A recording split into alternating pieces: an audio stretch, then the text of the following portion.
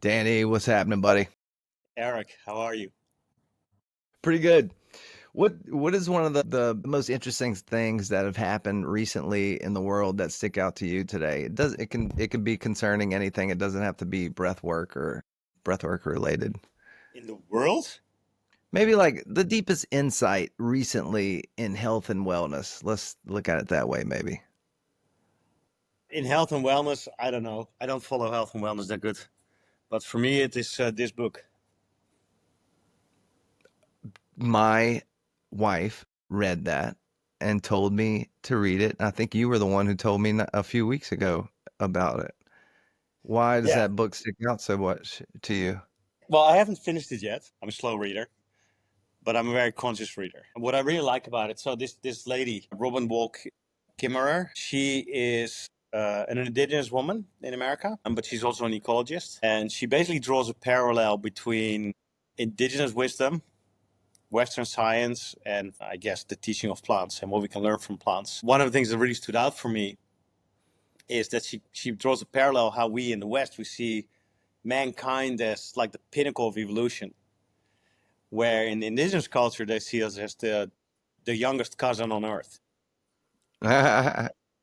And basically her point is like everything on earth has found a way to coexist, to live in some kind of balance with each other, where we are like this juvenile kid in puberty that makes everything about himself and kind of creates rampage Hmm. and very destructive. She doesn't talk as negative as I do, but that really resonated with me. Like, like I do a lot of trauma work in my work and personally, and lately I've been actually transitioning from focusing on myself more on like what is the reason why we do trauma work.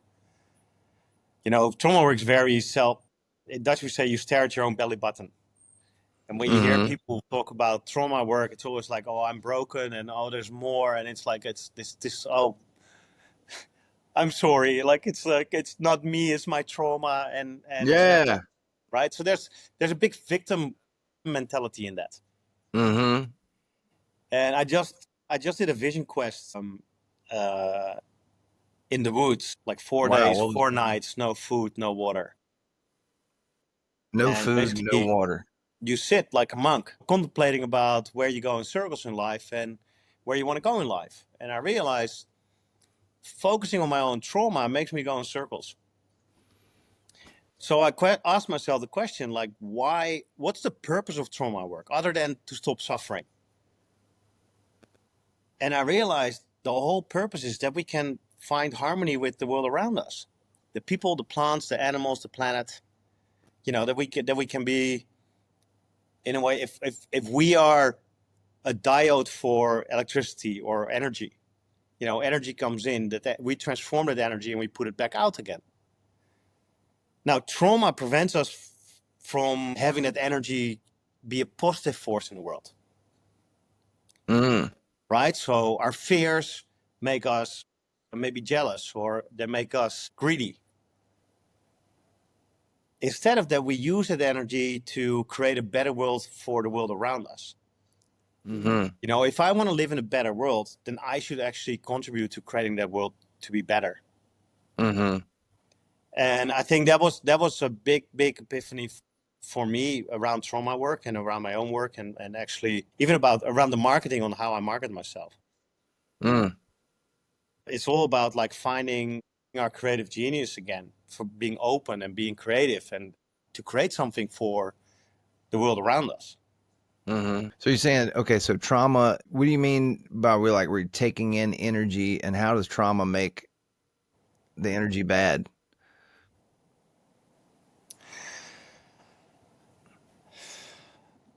I think you can see trauma basically, and this can be big and can be small, right? Like we're maybe overusing the word trauma as well. But you can say like unresolved emotions, stuff we Hmm. haven't processed properly. And whatever we haven't processed in a good way will make us defensive. And when we're defensive, we create duality. We're trying to protect ourselves, we try to keep ourselves safe. But actually, we're kind of building a prison for ourselves. So if you make a, I don't know, if you've ever been to Europe, we have castles in Europe. Mhm. Castles are built to keep you safe. Mhm. But once you close those doors and once you build those Yeah. walls, you can't get out either, right? So, and basically what we do is we out of fear, we kind of isolate ourselves more and more and more and more, and the world becomes smaller and smaller and smaller. Mhm. And the idea, of course, of trauma work is that you kind of dissolve those walls so you can open up again. But what I realized, nobody's talking about why do we want to open up? Why do we want to experience more of the world other than maybe a selfish reason like I want to experience more. I want to be Mhm. expanded. I want to be enlightened or whatever your reason is. But Mhm. it's always about I.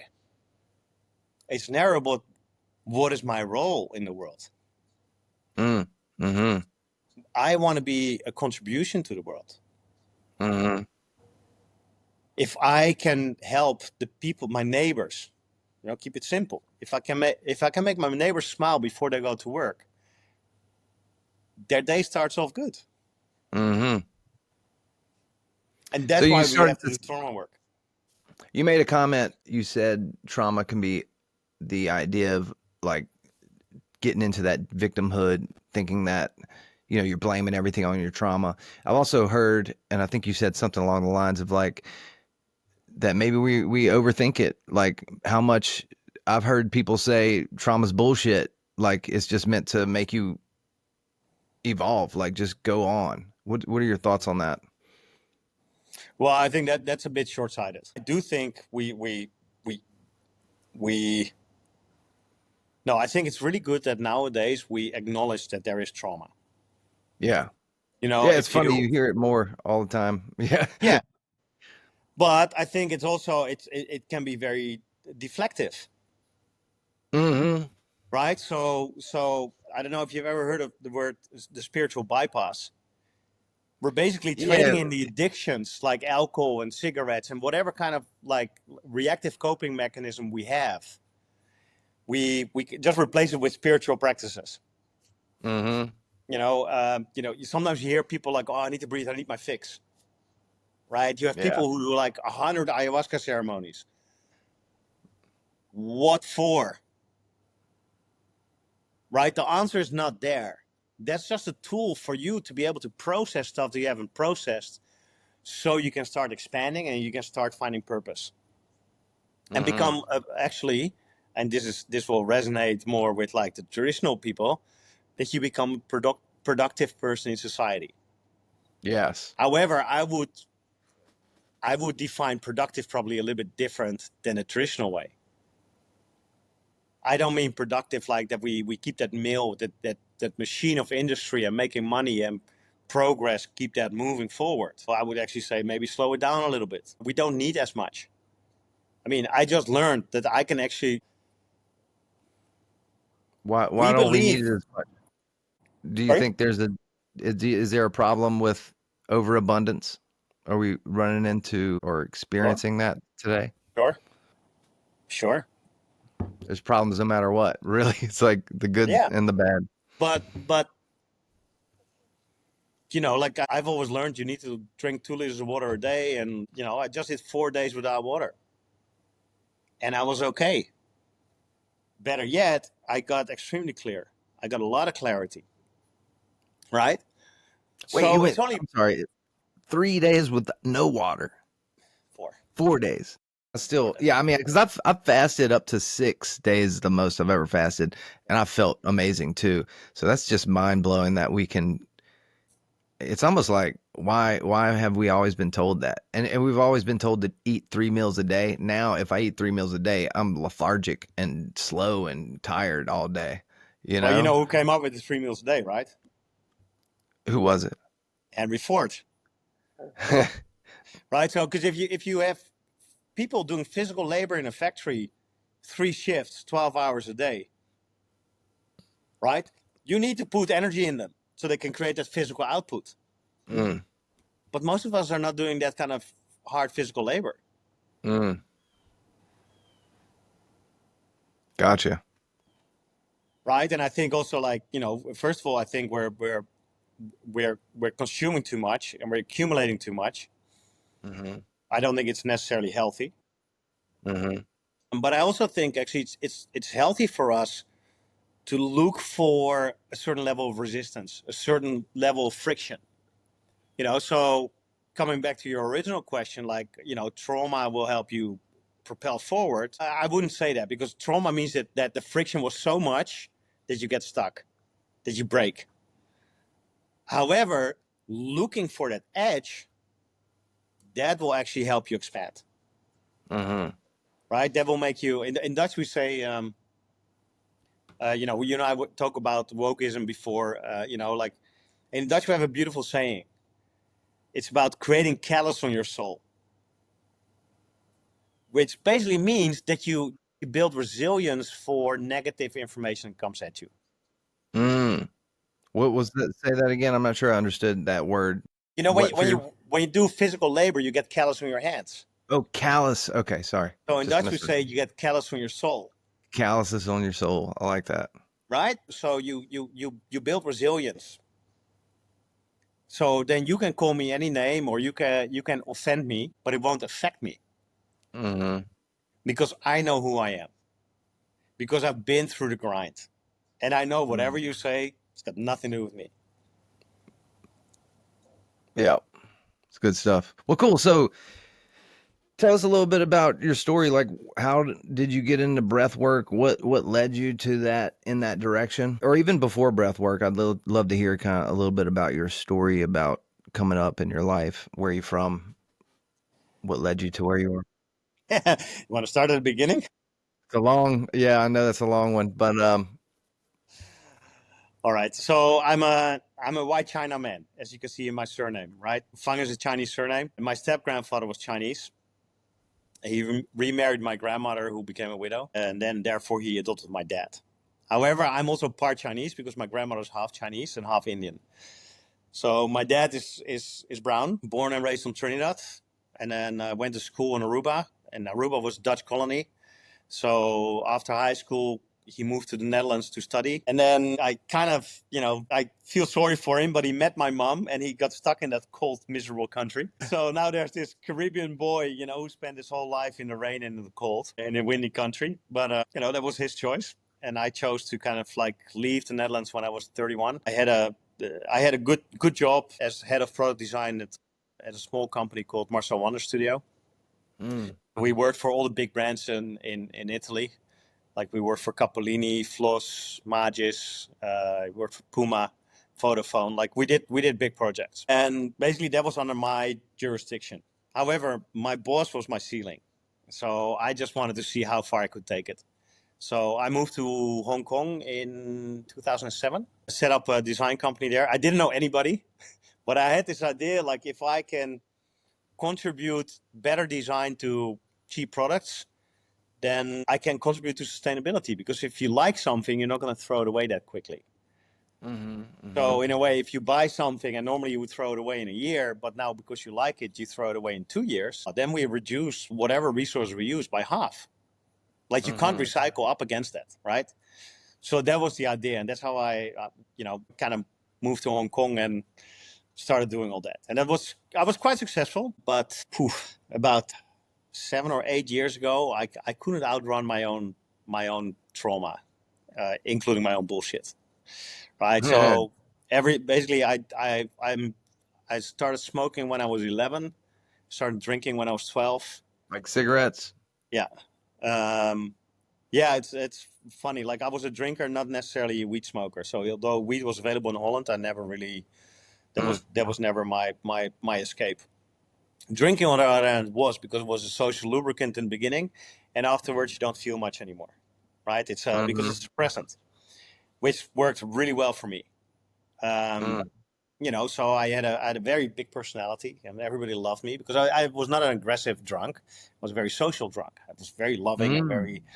Ah, But if I'm really honest, like I was drinking because I was uncomfortable. I was uncomfortable in my own skin, and so when I got my divorce, or when my wife and I separated, I fell in a really, really big hole. And then now at one point I realized, like, okay, been dealing with depression my whole life.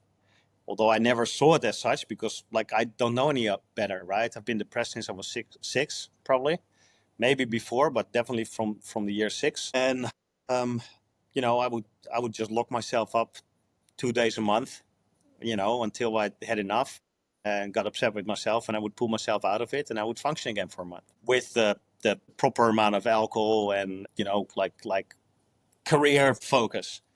Mm-hmm. And when that all collapsed, I realized like I need help.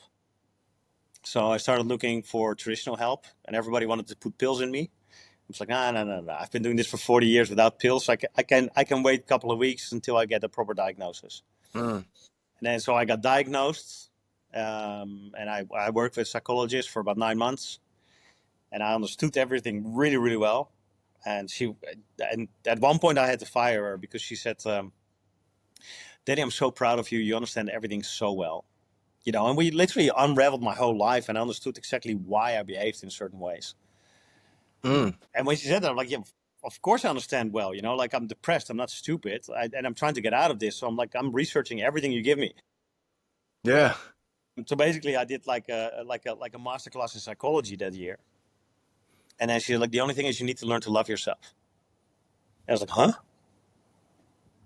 Like the only reason why I didn't kill myself is because I love myself.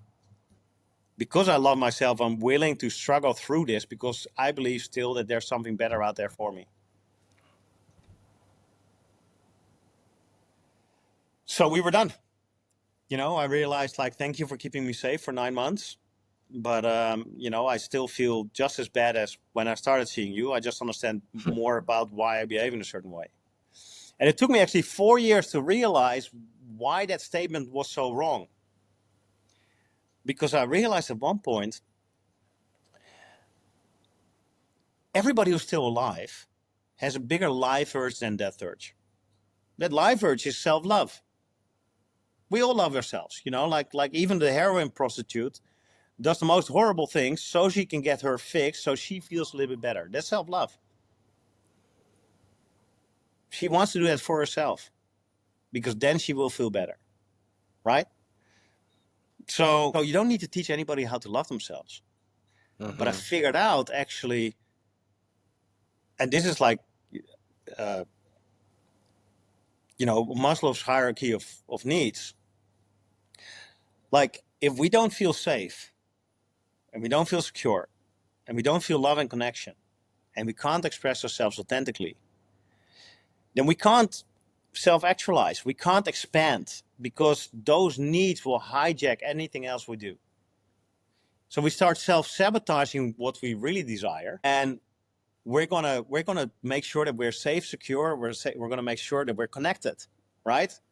So, good example, something I've done many times. Guys, I'm going home. I want to go swim in the morning. Danny, don't be a party pooper. Have one more beer. Now, what is the fear that's triggered in me?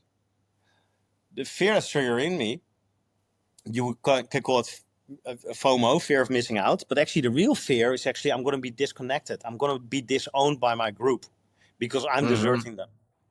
Okay, Mm-hmm. so I need to stay loyal to my group in order to stay connected to my group. So I'm going to have another beer.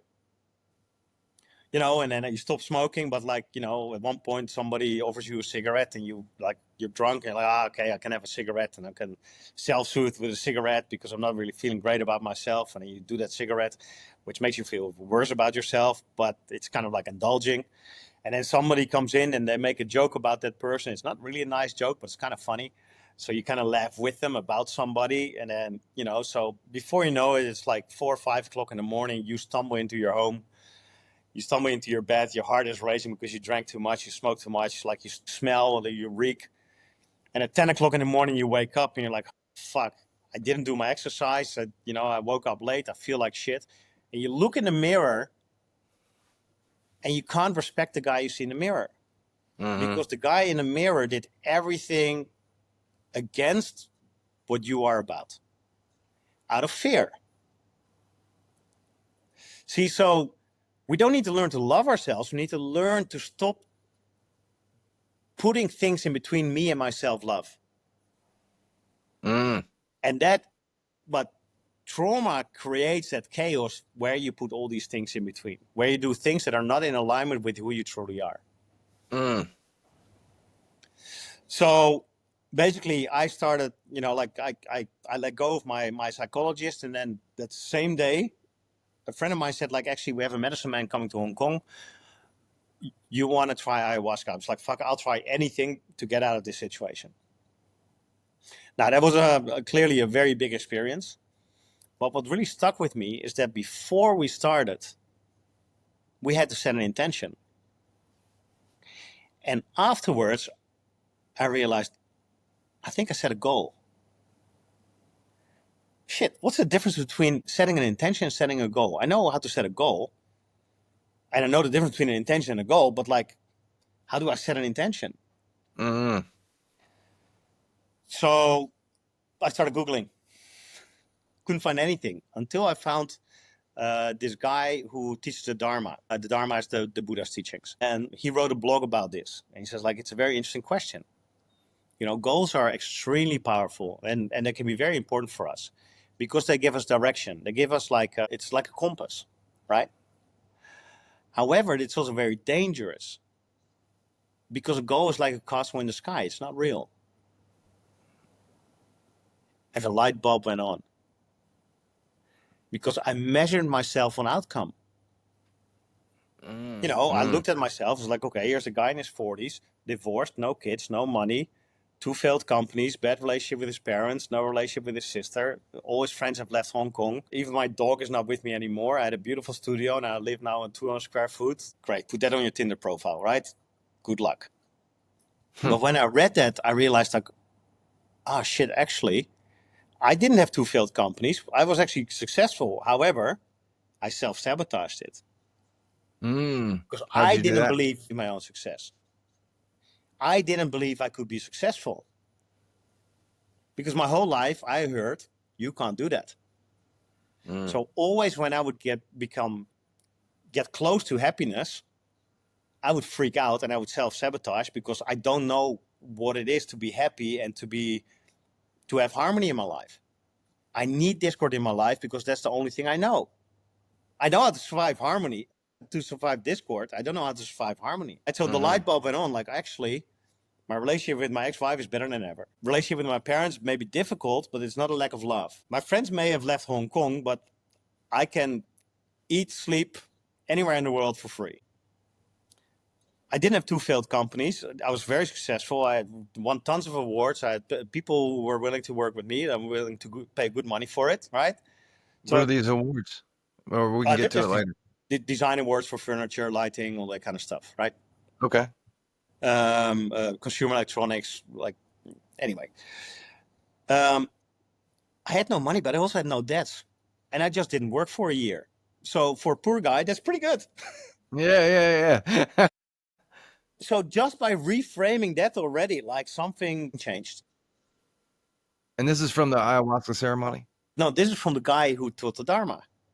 This was Okay. when he was addressing the concept of setting goals and why goals are so dangerous. Because if I was really honest, I never reached the peak of any mountain I climbed, but I climbed many different mountains and I got way past base camp. So I was actually very successful at what I did. I just didn't see it because I measure myself on the outcome. Yeah. So why are goals not good? What was his reason? No, goals are great, but they're dangerous because if you so let's say I want to make $1 million next year and I only make $800,000. Yeah. Now I measure myself as I'm a loser. I couldn't even make $1 million. But I forget that I made $800,000 more than I did last year. Yeah. Gotcha. Right? So you're not a loser. But that's how that's the danger of goal setting. Now he said, like, and when we set intentions teach us how to be in the now. And I was like, holy shit. That's one of the problems I have. I didn't like myself because out of fear, I kept my staff small. And I consider myself a terrible boss because, like, I was impatient. I didn't give them the space. I didn't, in hindsight, not true. They didn't experience it as such, but I knew that I could have done much more for them. but my own fear was in the way, right? And I looked in the mirror and I didn't like that guy. It was a frustrated person who was angry at the world and who was scared and who looked for all the negative stuff that he could find in people. And I realized, like, but actually, Danny, who do you want to be? And then I realized, like, all I want to be is a nice guy. Now go and make your million with being a nice guy instead of trying to weasel your way through and be a smarter guy and get better deals, smarter deals. No, just, if you can make $1 million making 50 enemies, I can promise you that you're not going to have $1 million a year after.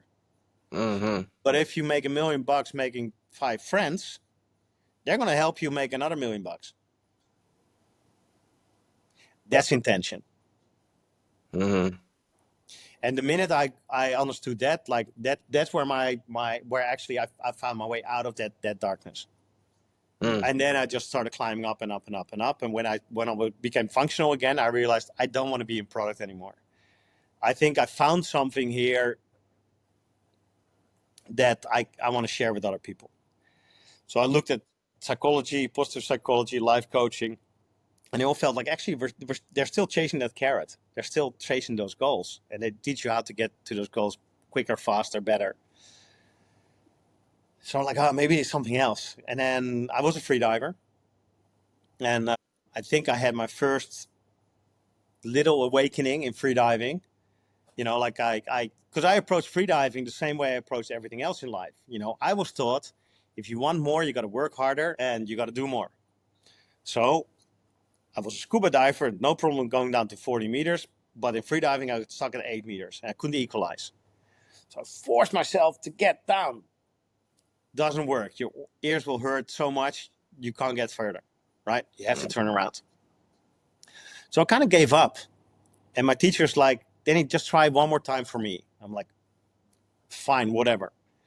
So I took my final breath, closed my eyes, turned around, and started descending. And, I just equalize, pull myself down, equalize, pull myself down, equalize, pull myself down. Until I hit the ball. And she said she put the ball at 10 meters.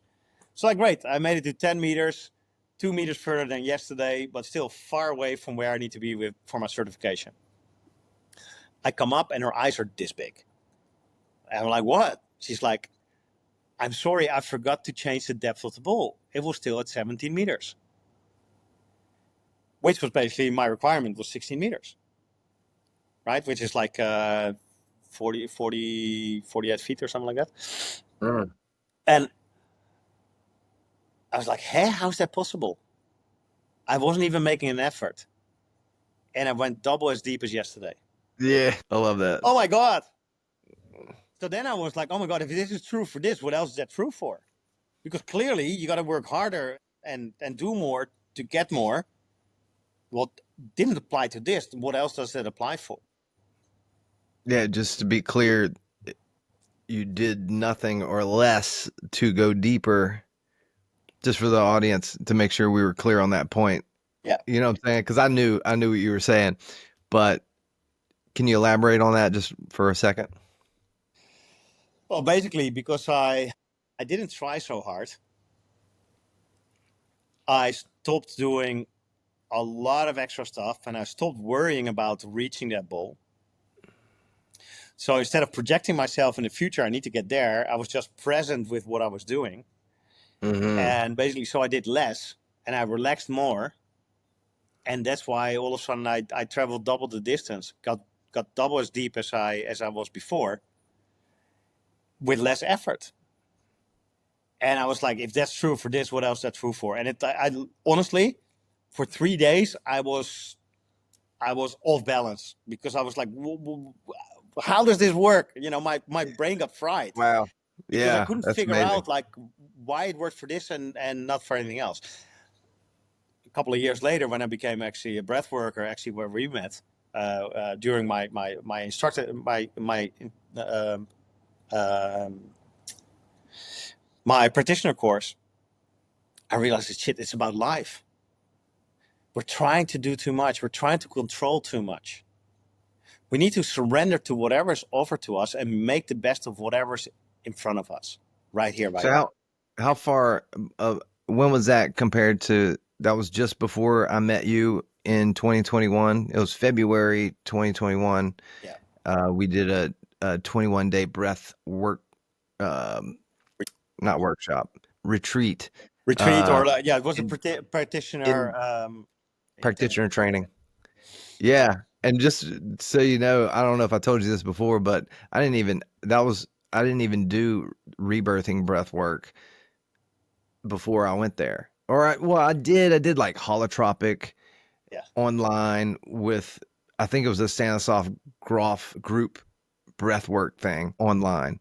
And but when I applied to the Dan Brulé 21-day retreat in Baja, I um I didn't even realize that that was his main teaching. I was just kind of looking at all the other teachings he was going to go over, and then all of a sudden I'm in Baja for 21 days and I'm doing rebirthing like twice a day.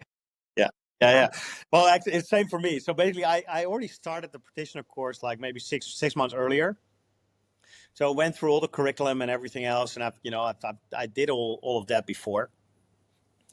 So, and then said like, well, if you really want to understand what we're doing, you got to come to Baja. So I'm like, well, I'm in Hong Kong. There's this little thing called COVID, Yeah. and and Dan was like, well, that's not really my problem. If you want it, you got to come. Your screen is frozen, by the way. Oh, Are we still connected? I see me, but maybe it must be just a internet thing. I can see me. It's weird. I Okay. see it went off on the Can you see control me? panel. Check one, two. Yeah, I see you, and everything's Okay. Well, I fine. mean, as long as you're recording your side. Well, Okay. It says trying to reconnect. Make sure you have a stable connection. 68% uploading. yeah, I see you uploading. Damn. Mine says 99% uploading. So you just cannot see me, is what you're saying? Yeah, your sound is a bit shoddy, but I can still hear you. Did I? Maybe I hit. No, I didn't hit something, but I don't know. It looks good to me. Let's keep going. Where Okay. were Well, we? maybe it's just my incoming line that's a bit shoddy. Okay. Anyway, where were we? Yeah. So practitioner course. So yeah, same goes for me. So I did. Nice thing about Dan's course is like he's very broad, and this is one of the reasons why I picked him as a mentor. Right? It's not one technique, but he covers like many different techniques. And then when we came to the Baja, basically it was like a crash course in spiritual teachings. Mm-hmm. From Buddhism to Kriya Yoga, combined with rebirthing breathwork. And rebirthing breathwork is maybe for the audience to explain. Rebirthing breathwork it's a breathing pattern of what we now know as conscious connected breathing. Active inhale, passive exhale, connected. So no pause between the breath. And Mahavatar Babaji handed it down to Leonard Orr and said, like, go and heal the West with this breathing practice. So Leonard Orr used Western psychology combined with Eastern philosophy and the breathwork to help integrate unresolved emotions and to help people dissolve belief structures that are not helping them. Mm. Right? So, for instance, my belief, like I'm not good enough, that's not a healthy belief and it's definitely not productive because everything I start doing, if I start doing it with a belief I'm not good enough, that's going to shine through in everything I do. And it's going to limit my creativity. It's going to limit my view of what's available because I'm judging everything from this perspective. Like, oh my God, how am I going to be judged? So I'm judging. My own judgment actually limits my own ability to perform on the highest level. And so basically, Leonard started developing that breathwork process or healing modality, actually using the breathwork. So what we do as rebirthers. So I'm actually still really my main modality that I teach is rebirthing breathwork. It's part counseling where we kind of like start to understand the patterns that we have and how we can replace those patterns with better patterns. And, you know, just like you can explain to a smoker that he shouldn't be smoking, that's not going to solve the problem. He understands damn well that he should not be smoking. However, the body is not online yet. So the body still wants to smoke. You know, you feel uncomfortable. There's all these habits, and you're gonna light up a cigarette, and then you feel bad about yourself, right? So that's also the cycle of samsara. It's a cycle of rebirth, what the Buddha talks about. You know, the rebirth is not just about this life and next life. No, it's about you're recreating the same thing over and over and over again because you're stuck. Right. So what we try to do with rebirthing breathwork is we're trying to get clear where we're stuck, how we can do things better. And then we're going to try to move that energy that is stuck through the breath so that the body can come online with our belief system. And yeah, basically that's what we did in the bar twice a day, giving and taking. I like hearing the way you explain it. Sorry? I said I like hearing the way you explain rebirthing breath work. So what would you say first drew you to breath work? Like what was your first experience? Can you tell me about that? Well, I think my first experience with breath work was when I started smoking. Yeah, you laugh about it, but I now understand why I was such a good smoker. You know, even in high school already, between classes, I would go outside, roll a ciggy, smoke a ciggy before I went to the classroom. And at one point, all my teachers just accepted that's what Danny does. Because Danny was a very lovely boy, but there were issues with Danny. The ignorance in the 80s and the 90s was like we didn't understand trauma. They didn't understand that there was actually, you know, a 14-year-old boy with depression and post-traumatic stress. And I was trying to self-regulate. So every time I take a puff of my cigarette,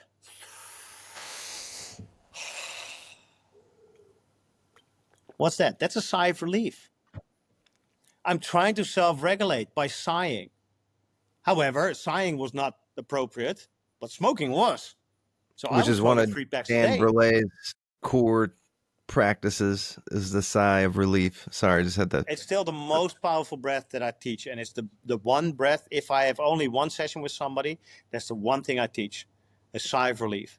Did you see the way, the scientist, the guy who from Stanford, he has Andrew Huberman?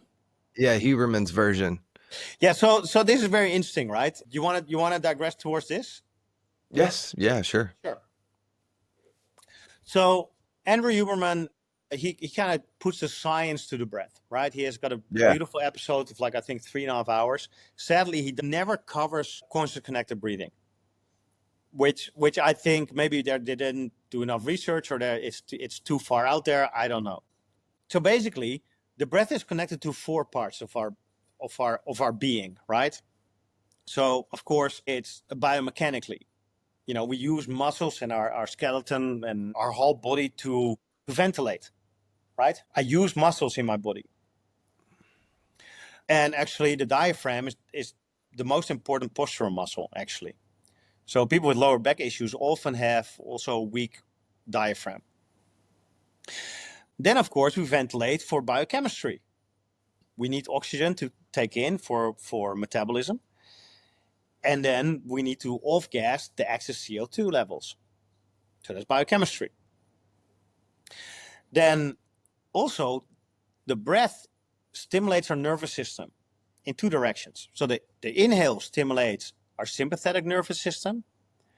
The exhale stimulates our parasympathetic nervous system. Right? So when you want to calm down, you focus on the exhale. So what does a child do when he's crying? He's trying to calm down, right? That's an extended exhale. The body knows what it's trying to do. It's trying to calm down, and it's also trying to process the energy of the emotion. So that's the 4th part, right? We breathe to move energy for our energetic body. And an emotion is just energy in motion, right? So it's our emotional body and our energetic body. They're all very much intertwined. And if you look at traditional Chinese medicine and qigong, they're very adamant about it. Like the breath is like the pump to move the energy through the system, right? Like the heart is the pump for the blood, the breath is the pump for the energy that goes through all the meridians. And when there's trauma, whether it's physical or mental or emotional, there will be blockages in those meridians. And the best way to unblock that is not acupuncture, but it's actually breathing and breath work. Mm. And in a way, with rebirthing breathwork, we do the same thing. We breathe through something. We create space with our breath, and we let whatever energy is there, we give it space so it can kind of accumulate and it can get enough power. And then when it gets enough power, it's just like a clogged up hose. At one point, you put enough pressure behind it, and it blows open. So anyway, so Andrew Huberman explains the first three bits. So basically, he says the quickest way to calm down of stress and anxiety is a physiological sigh. So it's basically a double inhale and an extended exhale. Why? Because in that inhale, we expand our lungs, so there's going to be a lot of gas exchange. And on that extended exhale, we're going to get rid of a lot of CO2, and we're stimulating the parasympathetic nervous system, which is rest, digest, and restore, right? So we try to flip-flop from anxiety to rest and restore. And the reason why CO2, the off-gassing of CO2 is so important, because the CO2 is actually what triggers our brain to breathe, right? So when we hold our breath, and we get that little state of panic, that's actually not a lack of oxygen. Most people are still oxygenated like 95% before they get that sensation. That urge, and you won't black out until you're down to 50%, right? So it's not the oxygen, but it's actually the buildup of CO2. CO2, yeah. And that makes us panic, but that's also what triggers the brain to start breathing, right? So when you off-gas that CO2, you're basically telling the brain, I'm safe, I'm okay.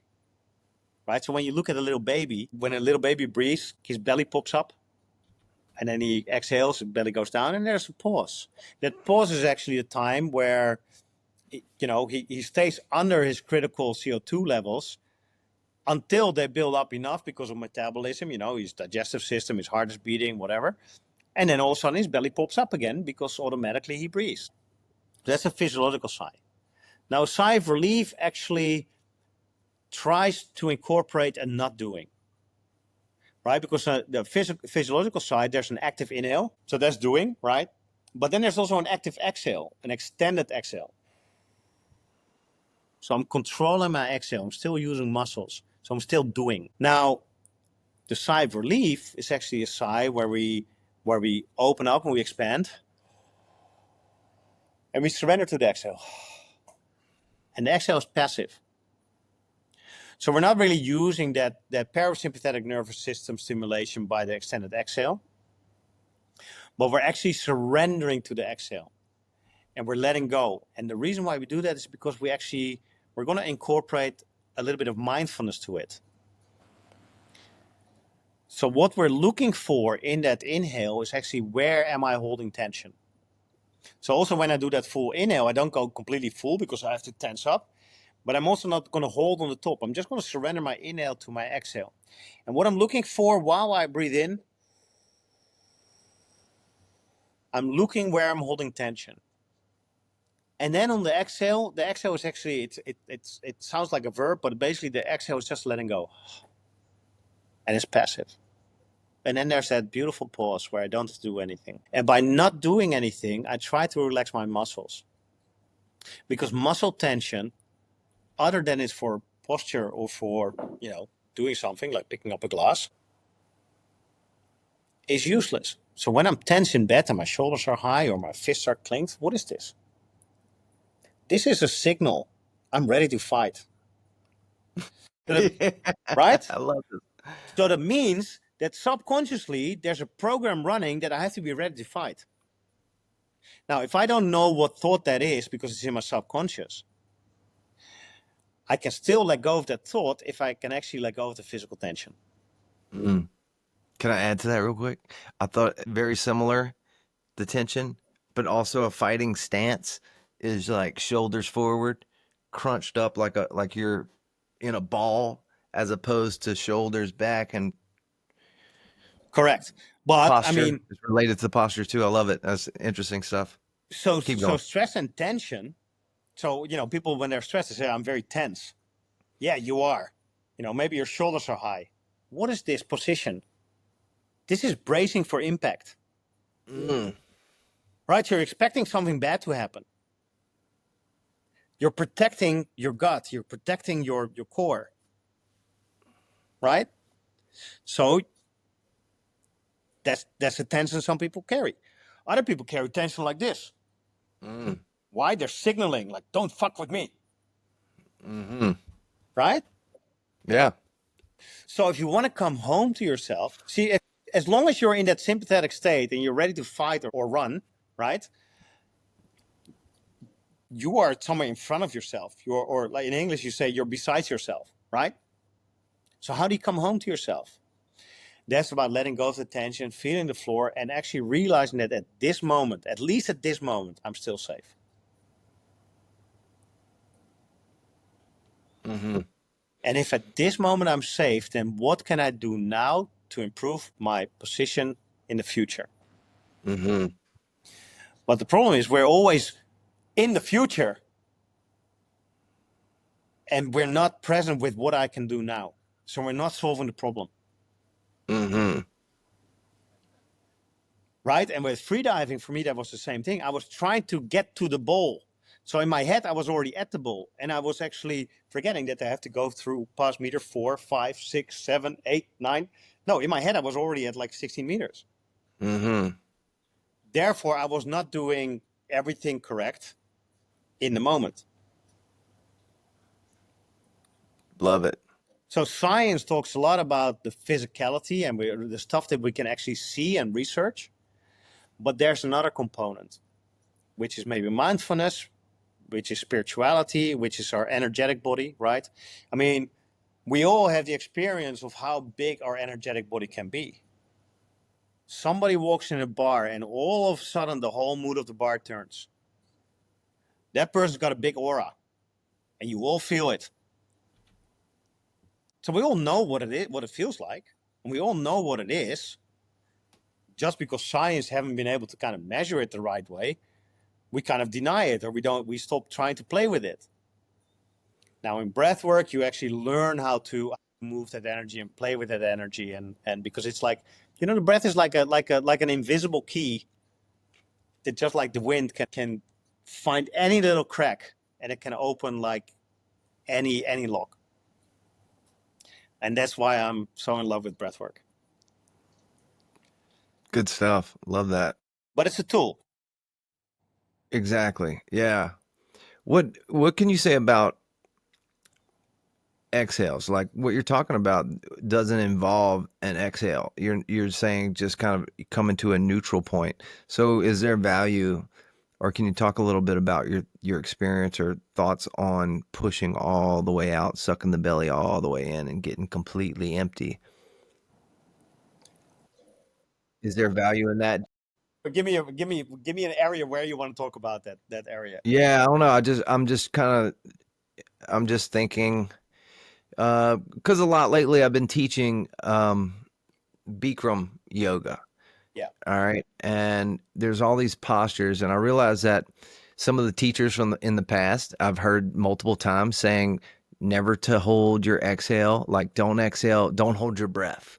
And, and, Yeah. and, and when I teach, because I'm experienced in breath work, I know that it is good to hold your breath. And there's new science to back that up, especially with the oxygen advantage and a lot of, what's his name's work, the guy who did Dan Fang. oxygen advantage. Buteyko method, the Buteyko method, yes. So like, and the power of exhales in general, like you want to get all this air out. And so there's positions in Bikram where you roll in and you suck the belly in and you push out and you're massaging these organs and detoxifying the thyroid. And I realized like because of my experience in breath work and my understanding of that, I've pushed past what I was taught by the teachers who were just taught the basics or whatever.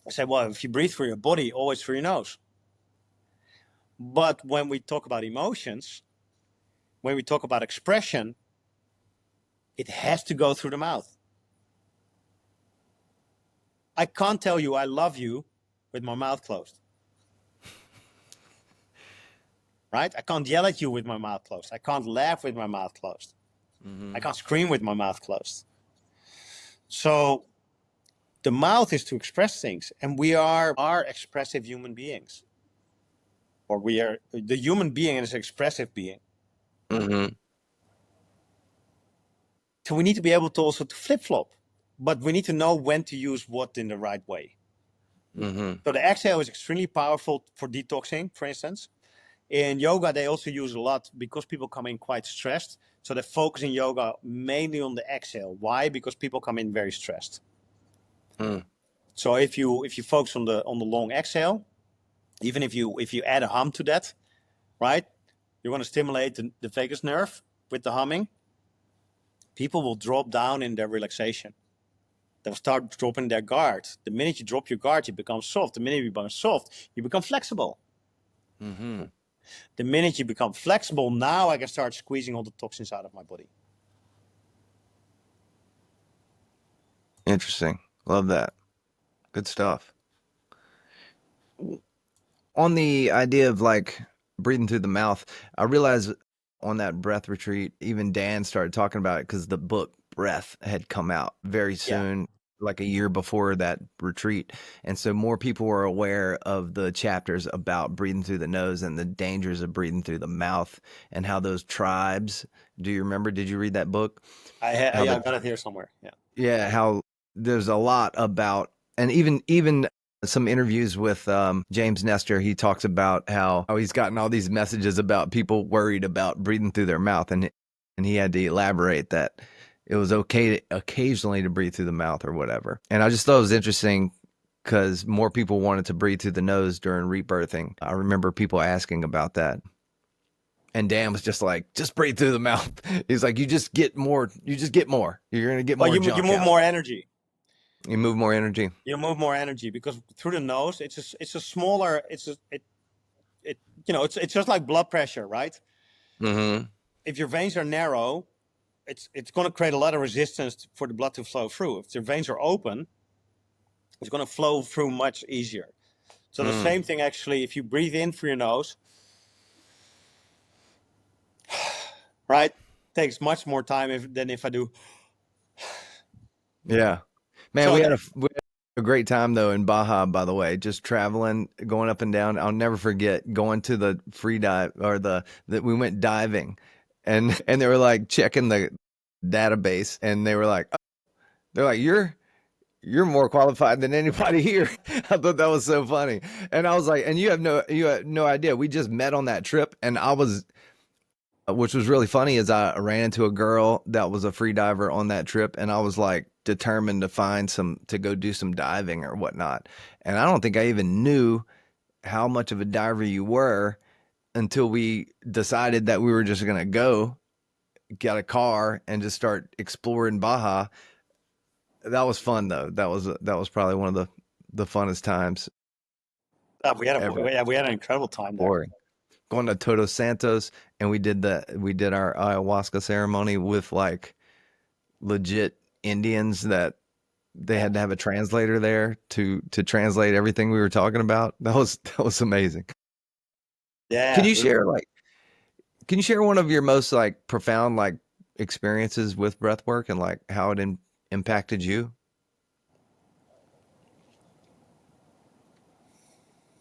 Is there one that sticks out? Yeah, I'm trying to think actually.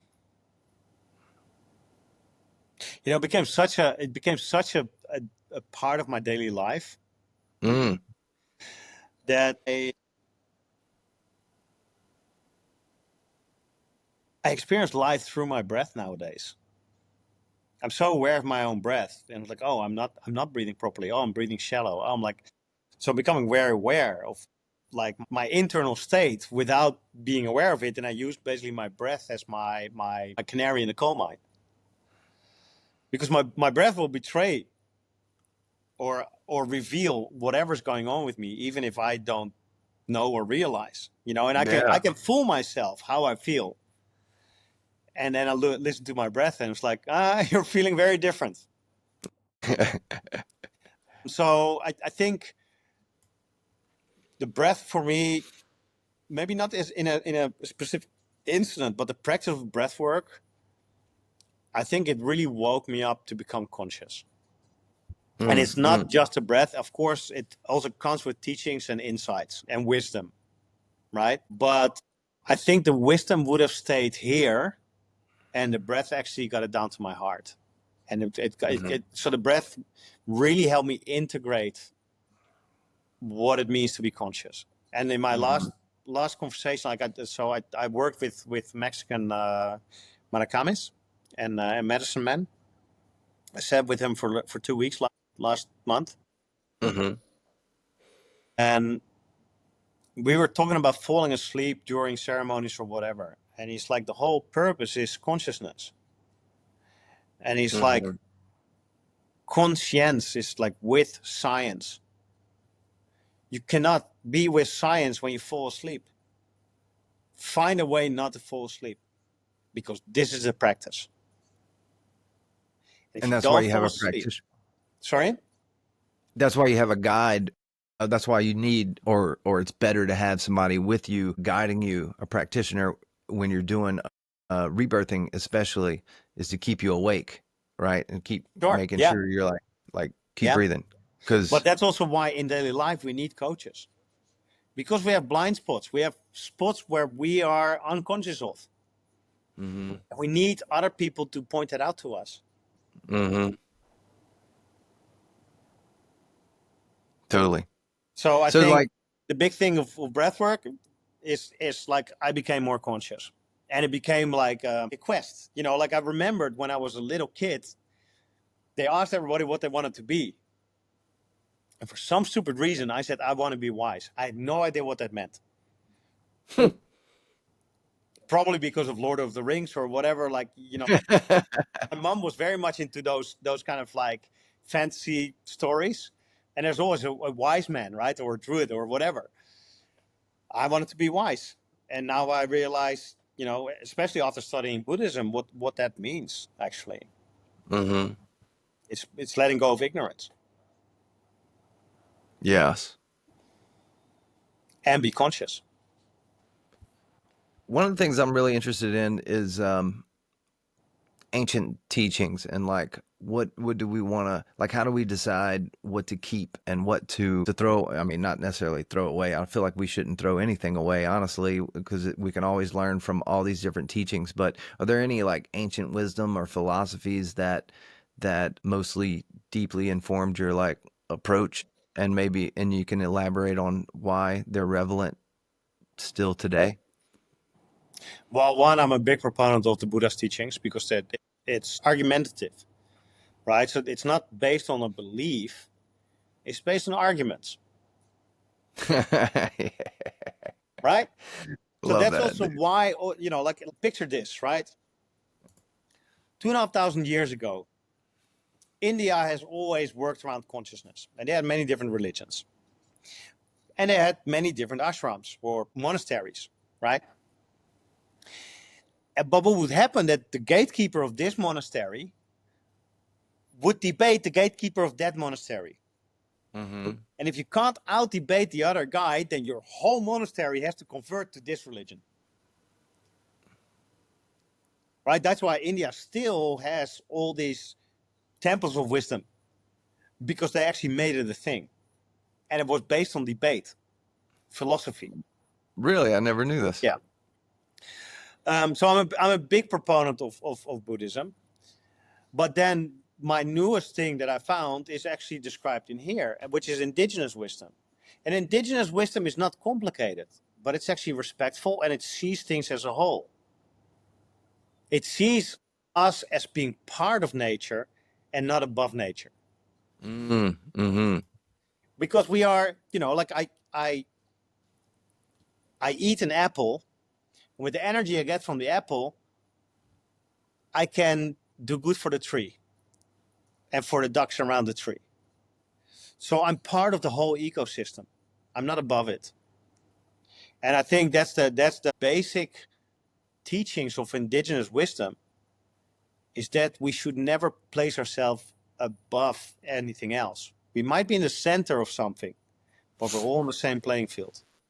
Mm-hmm. And I think, like we can make things very complicated. And psychology is very good at that, right? Really zoom in and make it more and more complicated and more modalities and whatnot. Mm. People also ask me a lot of times, like, what book should I read? I'm very simple. Pick one and practice whatever's in that book for 1 year before you move on to the next. Because there's a reason why somebody wrote that book. There's stuff in there that works, but it only works if you practice it. Mm-hmm. But we just consume more and more knowledge. Mm-hmm. It's just consumption. It's just like a bag of chips. You eat it, and the next morning it falls out of you, Yeah. and then you gotta need another bag of chips. Yeah.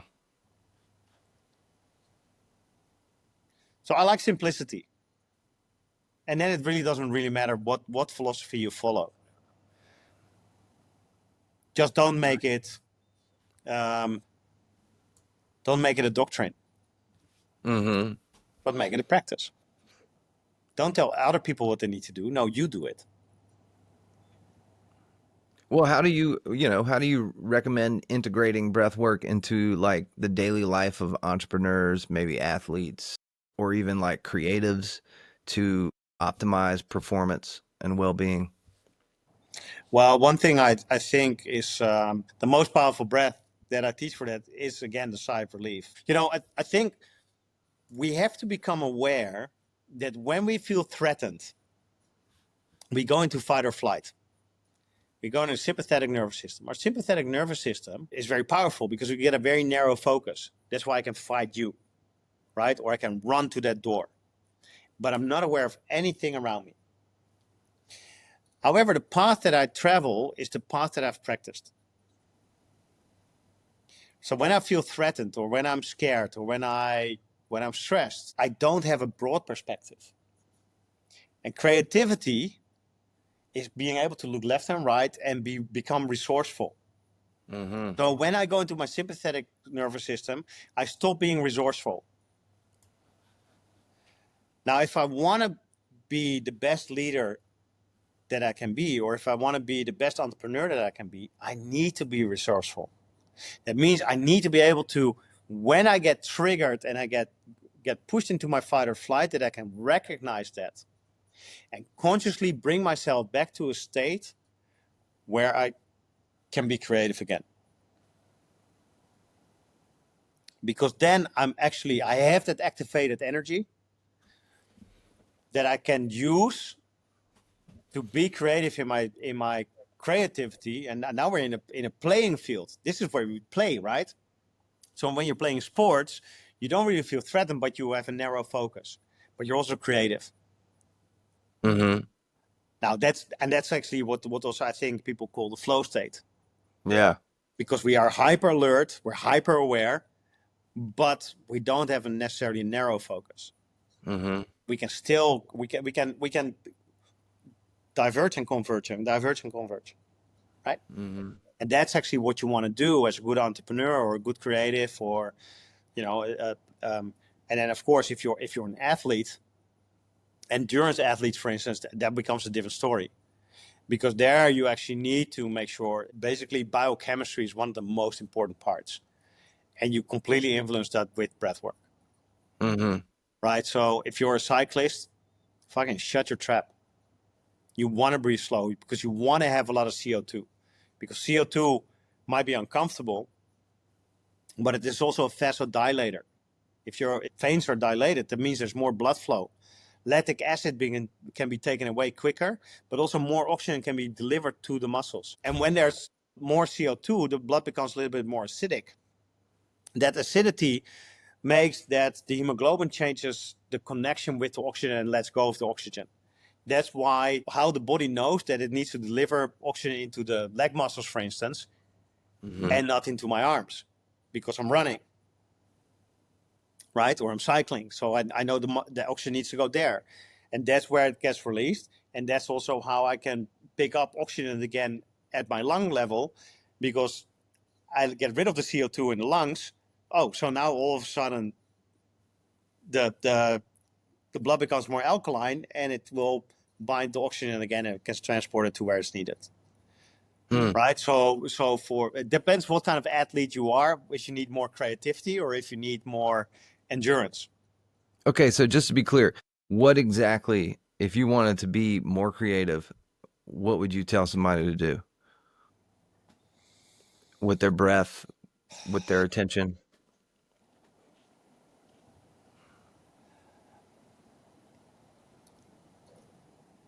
So when a question comes in, a question can be a threat, right? Like email apnea. It's a thing nowadays. Apparently, people hold their breath when they open their email. Why? Email apnea. I love this. Because it's stressful, right? People, there are a lot of assumptions, like whatever's in my email, I gotta do something. I'm under attack. I gotta perform. I have a problem. There's a lot of stress. Mm-hmm. But also a simple question like, I need to. I got a new assignment to design something new. That can be stressful.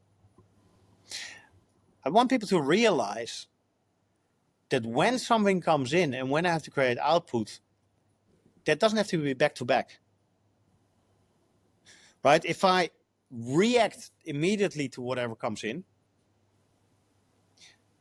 I'm going to follow the path that's naturally ingrained in my brain. That's something I've been practicing since I was a kid. That might not be the right answer. So I want to create space between whenever something comes in and whenever I decide to put something back out. See, so I'm going from being reactive to becoming responsive. Mm. And how do I do that? By actually taking a sigh of relief. What did this question do to me? Oh shit, I realized I got really tense in my shoulders, I'm clenching my jaw, or I'm starting to posture. Okay, Mm-hmm. come back to myself first. Am I safe at this moment? Actually, at this moment, I'm still safe. Unless somebody holds a gun against your head, right? At this moment, I'm still safe. And even if somebody holds a gun at your head, he hasn't pulled the trigger yet, so he's actually not intending to shoot straight away. There's time. Calm down, become creative. Make an inventory of what's happening, what's needed to be done, and what's the best, most constructive approach. And often we actually have like 10 seconds to respond to a question. You can. Even better, if you take time to self regulate and go from reactive to responsive and to formulate your answer,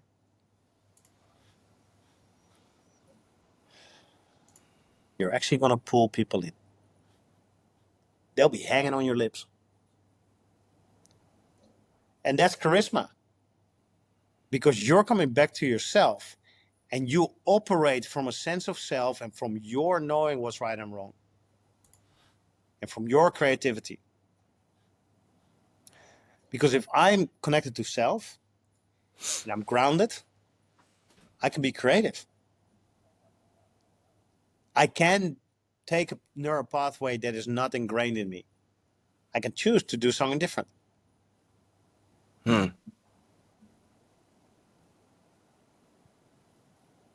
Nice. Yeah, so I think what you're saying though is the creativity comes from being not stressed. Like, so being able to relax is Yeah, because right. So only stress then you is have the capacity. Yeah. yeah, so stress is like I got to focus on this thing, and then creativity is when you can open up and allow things in more yin, right? Yeah. So if you look at Peter Levine, he teaches somatic experiencing. So literally, it's about what the body experiences during stress and trauma. And then to kind of soften that by actually feeling into that, right? He explains very beautifully that, when a gazelle feels safe, he is scanning for a nice juicy bush, right? So he can eat something nice, and he's maybe he's all over. So he looks for options and possibilities. The minute he hears something, because there's a Lion in the bush, ears focused on that. He doesn't hear anything else anymore. Ears are there. Mhm. And now he's like hyper aware with a very narrow focus. Is he going to come after me? When do I need to start running? And when he comes, I start running and I'm going to find the quickest path to get out of here. I don't care if there's a nice juicy green bush or some nice berries or whatever. Yeah, I running just want right to get past. out of there. And if he gets me, I'm going to turn around and I'm going to try to poke my horns in his body. Don't see anything else. Mm-hmm. And basically, we have the same. We share that structure, that structure in our nervous system. It's exactly the same. So we go from ventral vagal, where we feel safe and connected and open-hearted, and we can look left and right, to our sympathetic nervous system, where we go into fight or flight. And then if it's too overwhelming, we actually go into freeze, which is dorsal vagal. And we get frozen. Why? Because if we stand still and we don't do nothing, then maybe we don't get hurt. But it's different than rest because the adrenaline keeps pumping. Because the minute I get an opportunity to run off, I You're need to ready. have everything mobilized. Mm-hmm. Right? So a lot of people procrastinate and then make themselves wrong because we were taught you have to be productive. And that is, so now I actually put more stress on me. So I start procrastinating even more because I'm overwhelmed.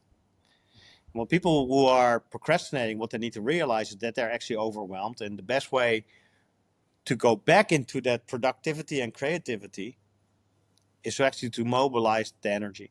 So do something that feels safe. Watching television is actually designed to put you in a sympathetic state, right? You want to feel the tension. You want to feel like you, right? So that's the wrong thing. Go walk in nature. Find comfort between trees and bushes and sunshine and waves and water and, anything that makes you feel safe. Mm-hmm. And then by moving physically, you mobilize that energy and you calm down. Once you calm down, you can start becoming productive again. Cool. So, in your work, can you share maybe some experiences that you've had with your clients, like any transformational stories that stick out, like through what you've taught? And yeah, can you just tell, like, give us a particularly powerful story? Maybe keep it to the work sphere, right? So I had a guy who had been kind of trapped in middle management for about 10 years. Mm. And he traveled from middle management position to middle management position within that same company. And every time, a CEO would get fired and he would be in charge and he would lead a group of like 2, 3, 400 people for about 6 months until they finally found the right CEO, and then he would be demoted again. Frustrating, right? And he did everything right. He did an MBA. He did like everything he could study, take more information in, learn more, get more skills. His skills were not the problem, clearly. Because or else, if the skills were the problem, he would not take over the department until they found somebody else. Mm. So there was something else. So we started exploring that. And basically what we did is we found that he still had the need for validation. And so that's unresolved trauma, right?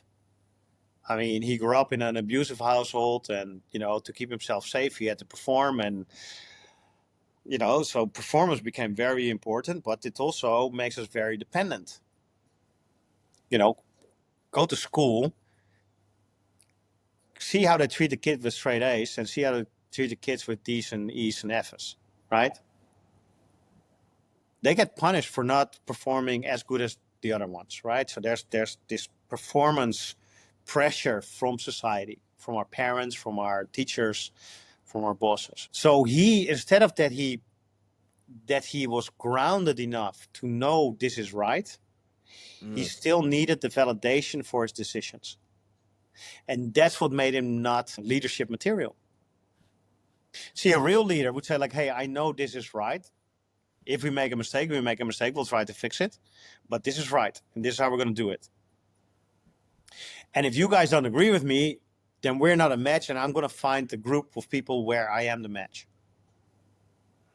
That's leadership, right? For 10 years, he struggled with that. And now he's like, yeah, actually, I don't need to work for that big corporation anymore. I don't believe in what they're doing. I don't believe where they're going. I should actually go somewhere else. Wow. Yeah. Because all of a sudden so that's the sense of self that you're talking about. If you connect to yourself, you know what's right or wrong. Yeah, you said something similar earlier about being true to yourself, and I thought that was pretty profound. Recently, I kind of connected more with that belief or that understanding that we kind of like if I tell myself I'm going to go do this thing, like get up early in the morning and go work out, and then I don't. Oh, it was the drinking story, like where you woke up and you didn't do your exercises and you look at yourself in the mirror and you're like, I feel like, or at least in my case, I didn't realize that every time I didn't do that, it was almost like there's a counter in the back of your mind that like you don't even trust yourself to do what you say you're going to do, so you don't have any self-confidence because obviously you have lied to yourself many times, so you don't even believe that you're going to do what you say you're going to do. I thought that was really important. That was something that I learned recently that helped me a lot. So wait, Just being but there's something else that goes on, right? Because you're also punishing yourself. You are telling yourself a story about the guy who didn't do the exercise.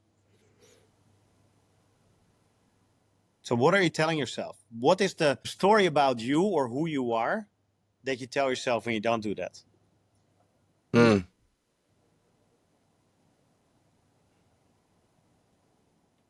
Can You I ask you asking me that? can I ask you then? What do I say? Oh man. Yeah, I'm pretty sure I probably don't say nice things to myself. I'm like, oh, of course, motherfucker. Like, of course you did. Of course you didn't. Again. Yes. Okay, so you are not the first person to say that to you. Actually, those are words from somebody else, and you're still repeating them. Mm.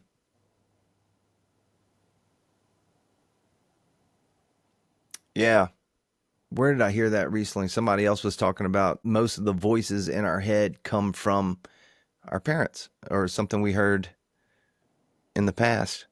Yeah, so you're still loyal to that one. I mean, it could literally be only one experience. You became loyal to that. You started believing that, Mm-hmm.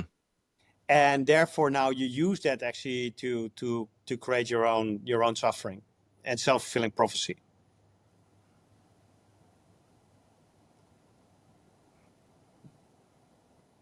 All Does right, that make sense? I'll explore that. Yeah.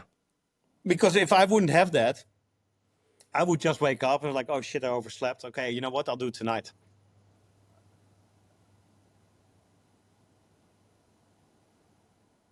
All I right, just cool. pivot. I just change my agenda.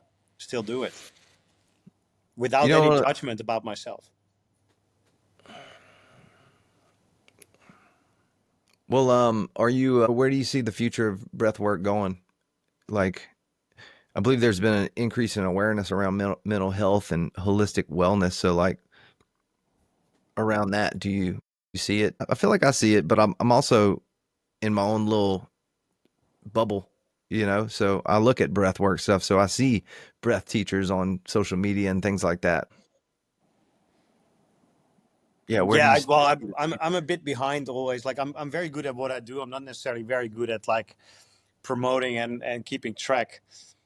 Um, but one of the things I do notice as well, like the awareness around the breath is it's exponentially growing, and I think we can definitely thank a guy like Wim Hof for that. You Mm-hmm. know, like Mm-hmm. even though it's just one practice that he teaches, so I wouldn't call him a breath master. He just has one little trick. And Mm-hmm. actually, the Wim Hof method is not the breath work, and it's not the ice bath, and it's not the yoga. It's actually the combination of those things. That's the method, right? Mm-hmm. People forget that. But I think we made it very, very accessible, and a lot of people are practicing that now. So if I get new groups here, like often there's like, do you have any experience with breathwork? There will always be guys who say like, I've done Wim Hof breathing, and a lot of the girls say like, oh, I've done a bit of pranayama and yoga. So there's a lot of awareness. What I find very, um, how do I say that? What makes me very excited is that when I talk to parents, they say like, we need to teach our kids this. We need to teach this in schools. Mm-hmm. And I think that's really encouraging, because if you teach kids how to breathe, man, the world will be a different place in 20 years. Mm-hmm. Cool. So what legacy do you hope to create through your work? And Sorry, you're breaking up a little bit. what do you hope to do? What kind of legacy would you like to leave behind? I don't really think in those terms anymore. What I would like to do is I would like to move at least the people I can touch to literally let them come back to their senses.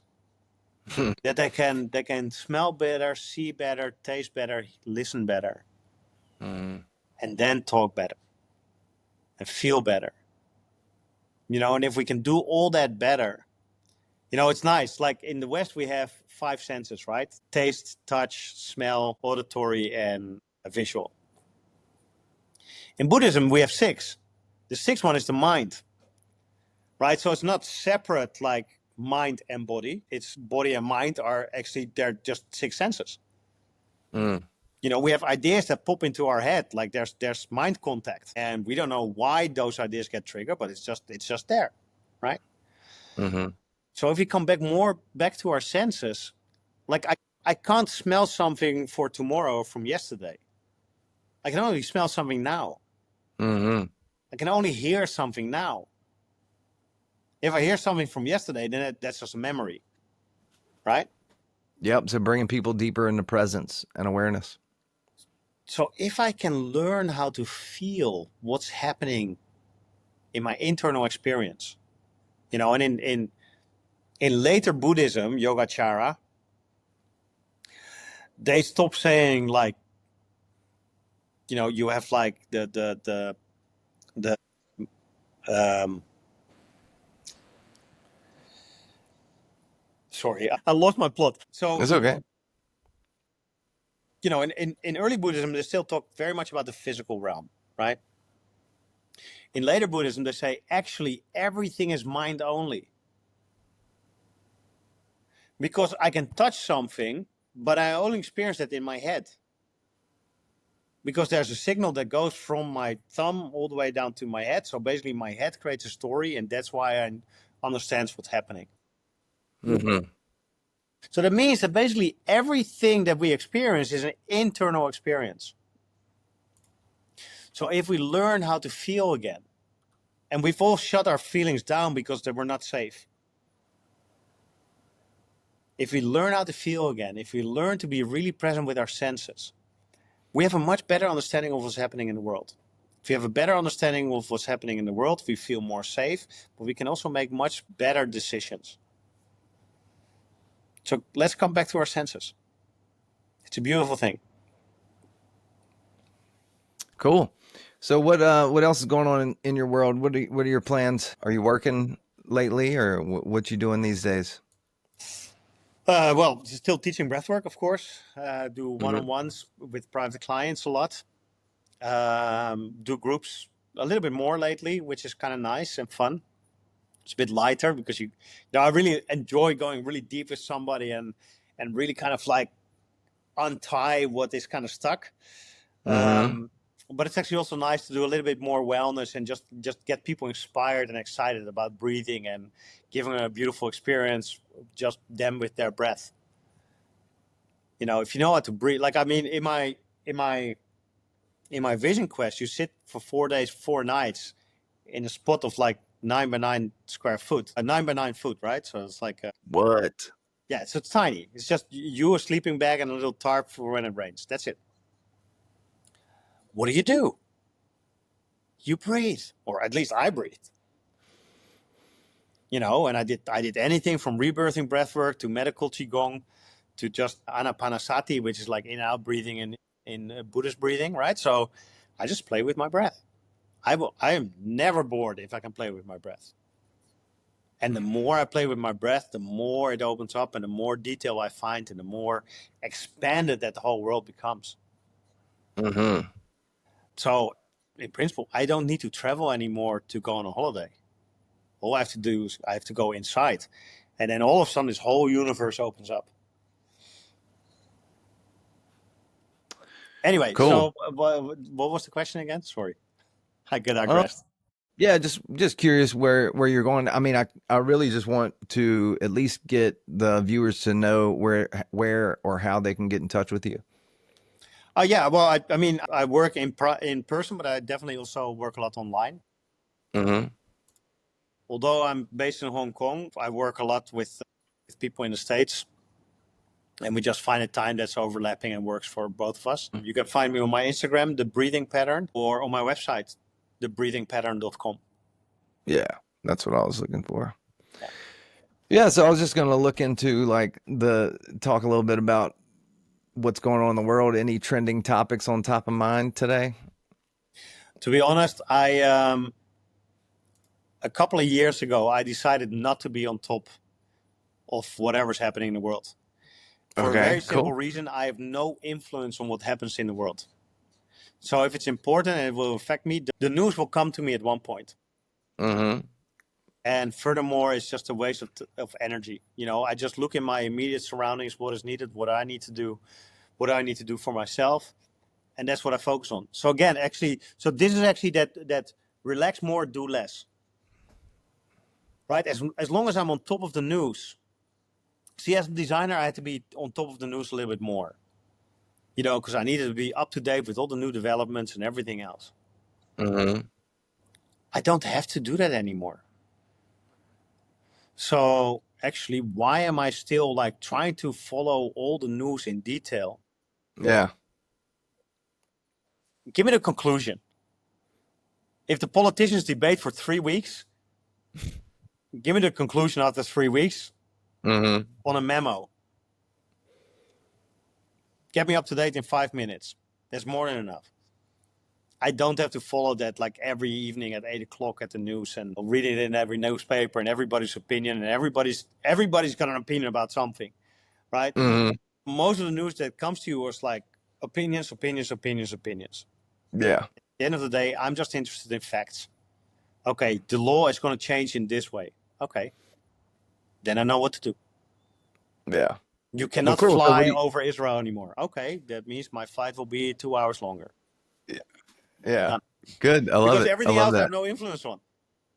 So what do you think? I just pulled up like my Instagram and I'm looking, not Instagram, X, and I see a post from Elon. He says the path to solving hunger, disease, and poverty is AI and robotics. What do you think about that?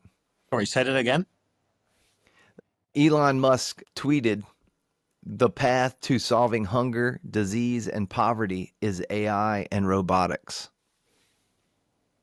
I can't do anything with that statement. Just seeing what your thoughts, getting your thoughts on things. My thought is very simple. Like, if you have a solution, put it in motion. Mm-hmm. If you think AI and automation can do that, start doing it. Start producing food and start ending hunger. Then I'll applaud you, and I think it's incredible. I think it's an interesting thought. I mean, honestly, like if we have technology, so my background is in design, right?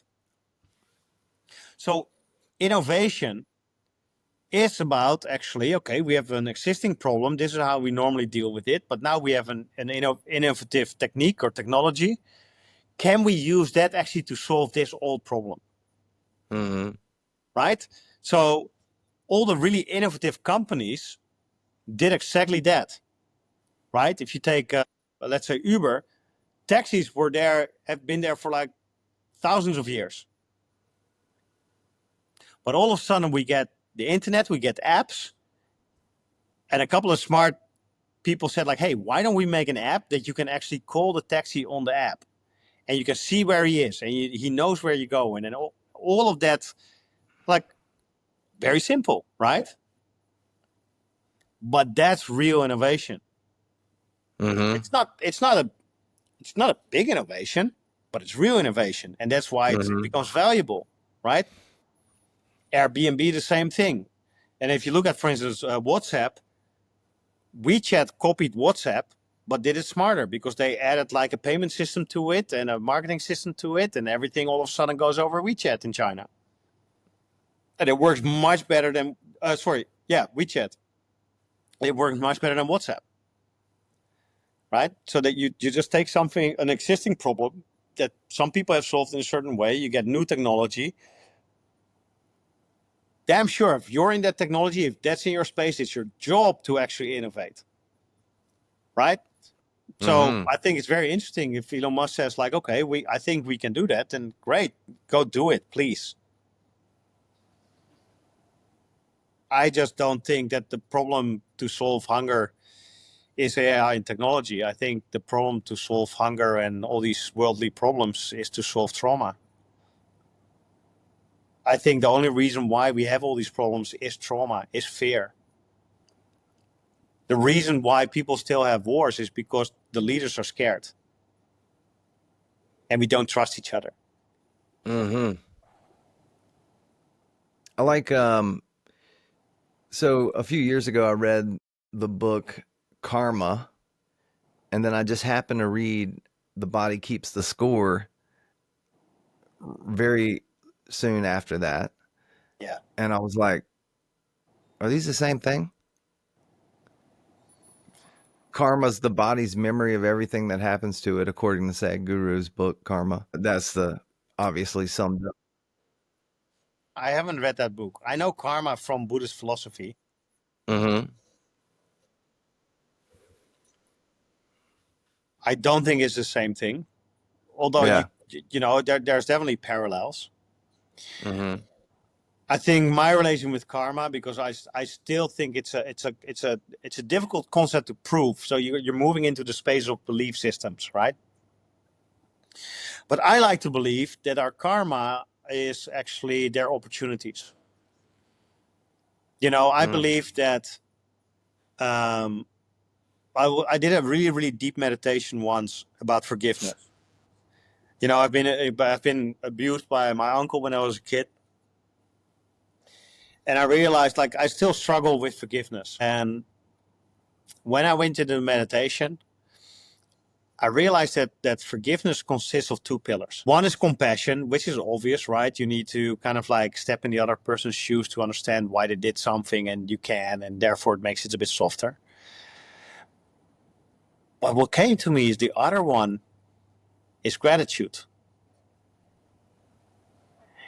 And I was like, why gratitude? And for me, and this is not science, right? But I realized that the fact that I got abused by my uncle and I need to work my way through that trauma, that's probably he gave me the opportunity to clear up some really bad karma that I have from a past life or however I built that up. Mm-hmm. So the invitation is to go work through it as graceful as you can and be grateful that somebody gave you that opportunity to grow. Then forgiveness becomes very easy. Mm-hmm. Totally. Doesn't mean that he doesn't have to answer for what he did. There's different things, but that's not about me anymore. That's between him and the law and our bigger society. For me, I'm okay. I'm good. I forgave him. Do I want him in my life? Nope. I don't need him in my life. There's no benefit that I can imagine that can come from it. But I was finally able to forgive him because I understood that there must be a karmic imprint why this happened to me, and he was the vessel to deliver that. That's a that's a great way of looking at Yeah, I was very proud of myself that I found that. it. Yeah, yeah, but it's very profound.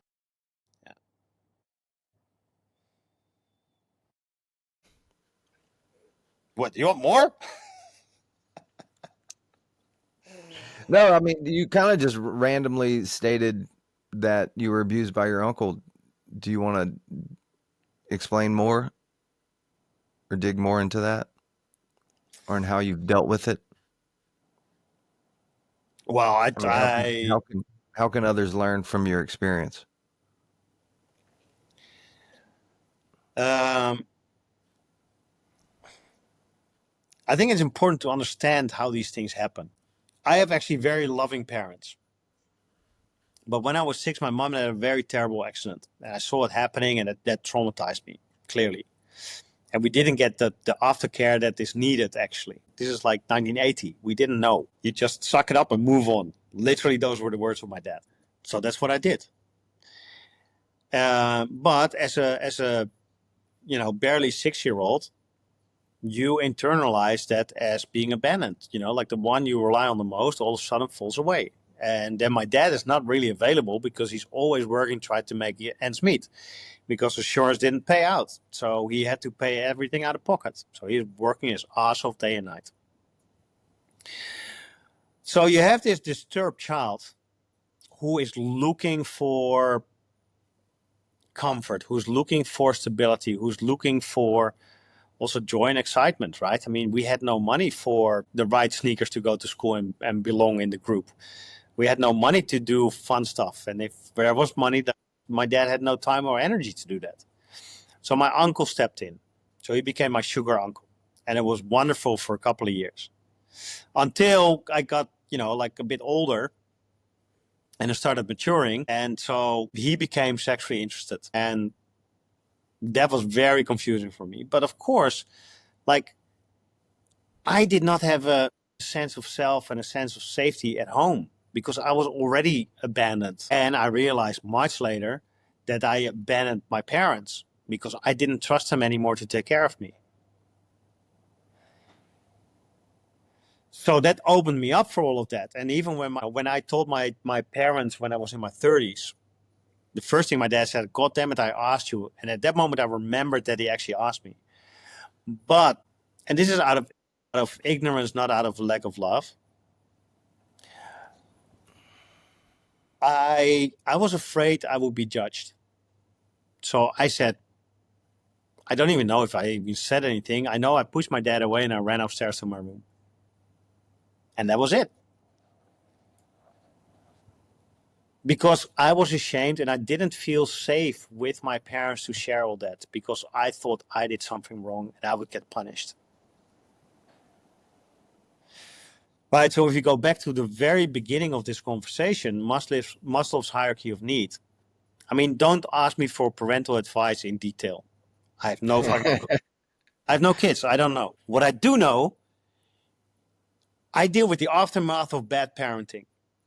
And what do I call bad parenting? Very simple. Not providing your child with an absolute sense of safety and security. You are their safety and they are secure with you. And they need to feel that and they need to believe that no matter what. Love and connection. Your children need to know that you will love them unconditionally. Never use love as a means to pressure them into doing something. Separate those two. Because if I think your love is dependent on my behavior, I'm going to start suppressing myself, my authentic self. And I will lead astray from myself and I will not know who I am. And therefore, I will not be able to stand up for myself. So make sure your child has that. Everything else, that's up to you. Right? Make sure your child has that. And the child will develop a sense of self because he knows where he comes from. And even if he did something terrible, you want your child to feel safe enough with you to come to you and say, like, "Mom, I did something really bad. What do I do?" See, I had a lot of dark secrets. I didn't dare to talk to my parents. So I lived in the dark for a very long time, but it also exposed me and opened me up for a lot of bad things.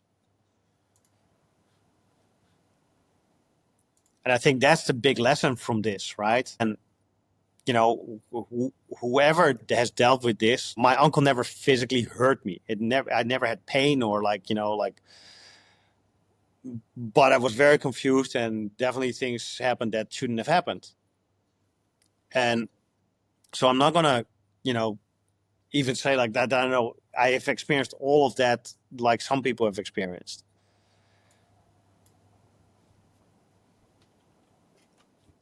And that's also not the point.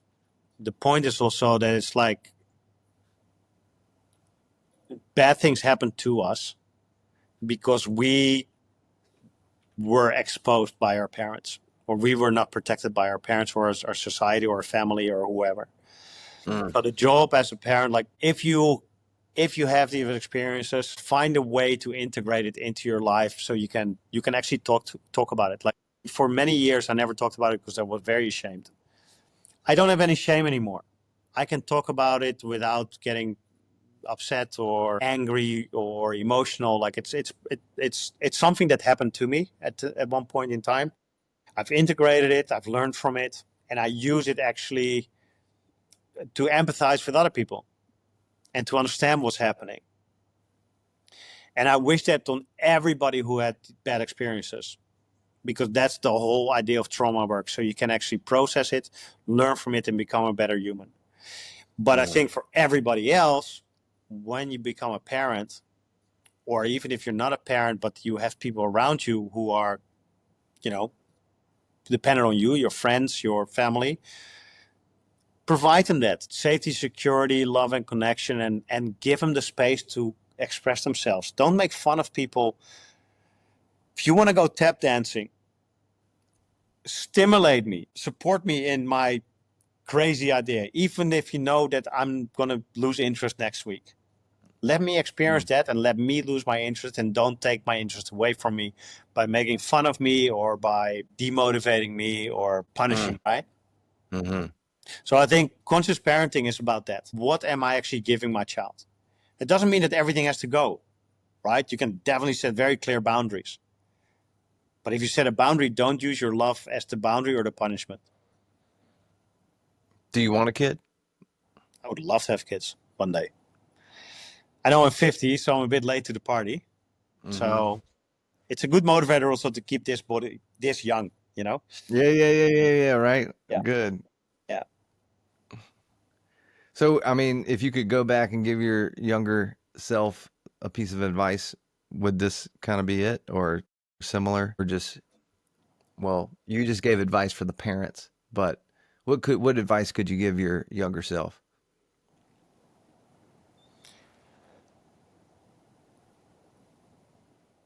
I don't know if it's advice, but I would say know that you are enough. You're okay. You're a cool kid, even if not everybody thinks you're cool. Mm-hmm. Stay true to what every time I made a bad Mm-hmm. decision, I knew I made a bad decision. But it was out of fear, right? So I would tell myself, have a bit more courage. Maybe. I don't know. Honestly, I have no regrets in my life. That's funny enough. I have no Mm-hmm. regrets. Yeah. I think Same. everything worked out the way it worked out. And I think Yeah. also, and I think this is also, that's something maybe I want to give to everybody who's listening, who's struggling with things, especially with things from the past. Know that at any given moment in time, you always try to make the best decision for yourself. Mm-hmm. So never regret decisions. You did your best at that moment. And the best way to make better decisions is to be more present. Take a sigh. Take a sigh. Love it. Yeah. Love Yourself. that. Come home. Speaking of that, kind of makes me wonder, like, for those who are like apprehensive about breath work, is there any misconceptions out there that you know of about breath work that you feel like that you'd like to clear up about breath work or your field?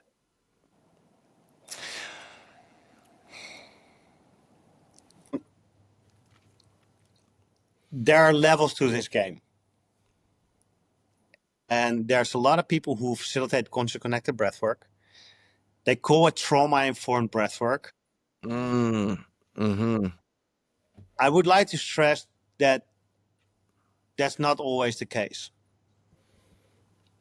You are still responsible for your own experience. And if you just join a group and you do group work, stuff might come up, right? I'm conservative, whether it comes to psychedelics or breathwork or any kind of practice. Like, I want the best in the field to support me. So I always talk to people, and I always interview actually the facilitator, whoever I work with. And if it doesn't feel good, I don't go there. I don't join.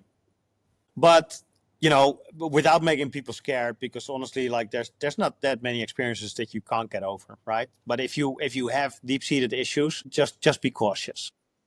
Mm-hmm. The biggest, it's not a misperception. The thing that I hear a lot is that people are scared of their breath. And I think it's a very interesting topic to actually address, because we should be scared of our breath, in a sense of we should be, well, actually the word breath in spirit, right? It holds our spirit. And it's like, it's the most intimate thing that we do all day, unconsciously. But once you start doing it consciously, it becomes incredibly intimate, because it travels all the way into your body. And your breath goes actually literally disperse itself into every cell of your body. And with an inhale, we take in about 1,000 molecules. A million molecules. A million little particles, and they all contain some kind of information.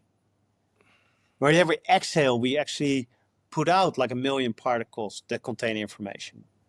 Yeah, I think it's more than that. It's crazy. The statistic from breath, he says the number of molecules you take in is equal to all the grains of sand on all the beaches. That I can't even comprehend that. I don't even.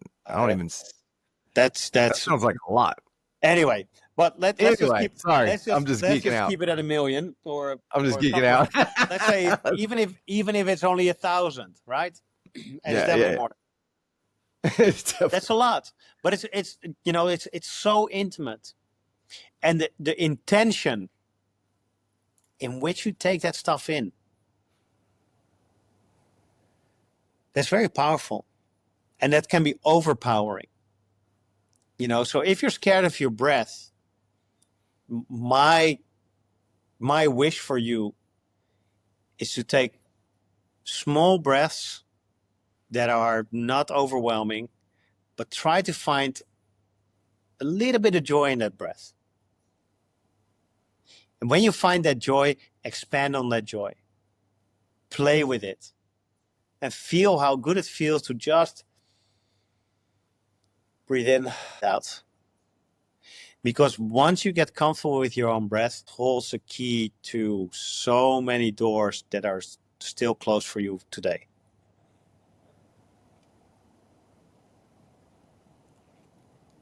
That's great. That's good advice. So you may have already touched on this, but can you share maybe let me see how I say this. The hardest lesson that you've learned in your life so far?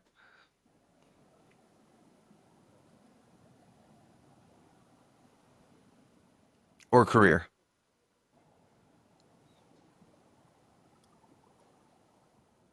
Don't try to do it alone.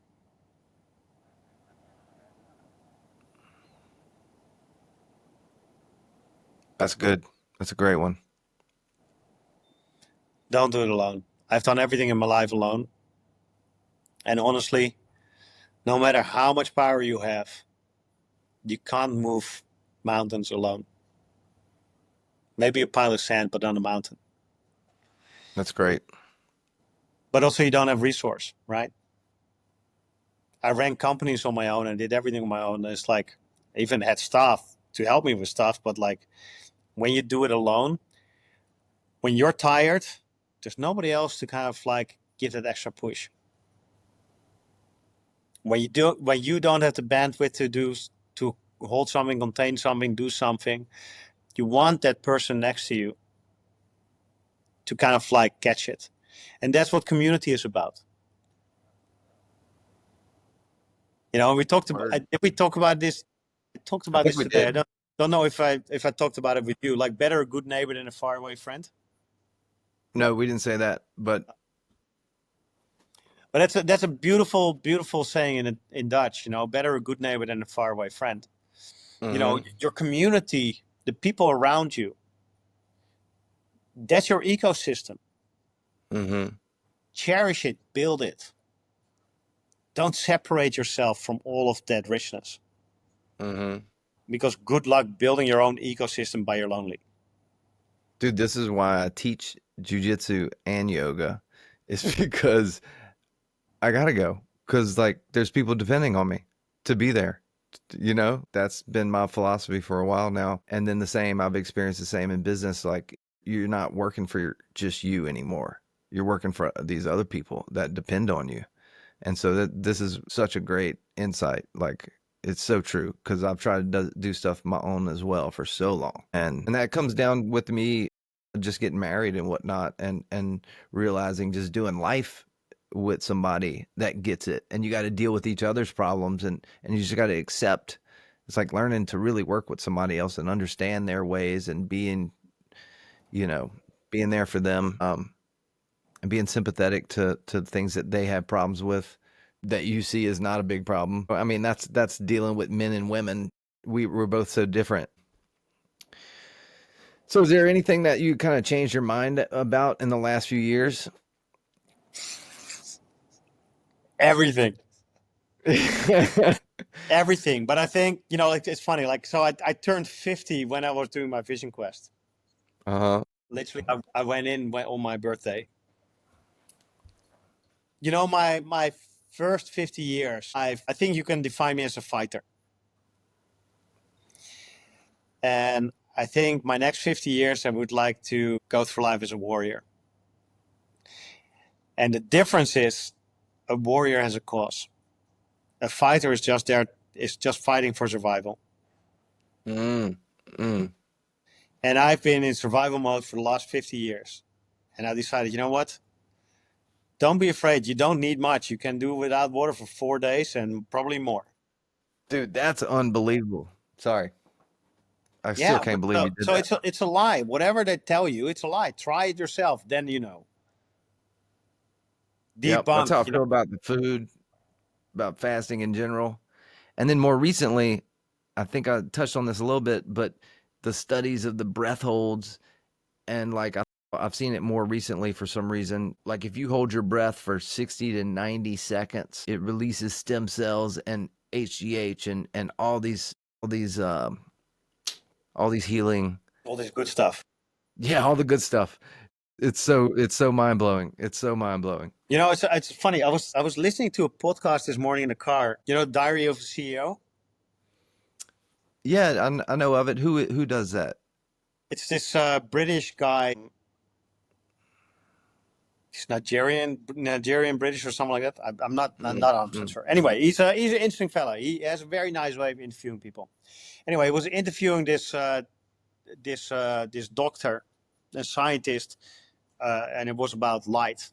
But he actually also talks about like looking for the extremes and exposing your body to the extremes. Why? Because your body actually reacts to those extremes, which actually builds you up. Yeah. You know, I mean, we are in such a cushion society. We need to go into the sauna. We need to go in the ice bath.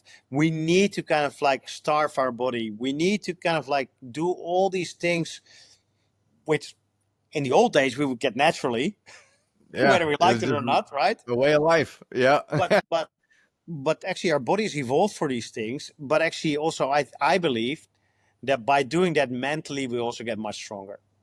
Oh We yeah. become more resilient, we get more clarity. And actually what I wanted to actually come back to you around your wife. I've been married, and honestly, sadly, the marriage didn't make it. The relationship did, but the marriage did not. I love being married.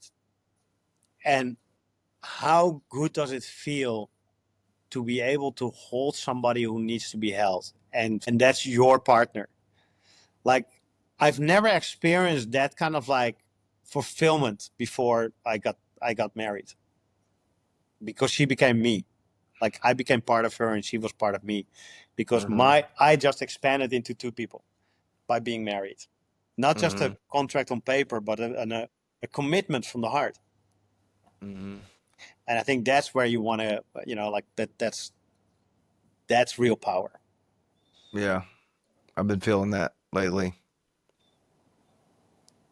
I can see it. No, I can see it in you. Like something in you has changed, Mm-hmm. and it's very beautiful.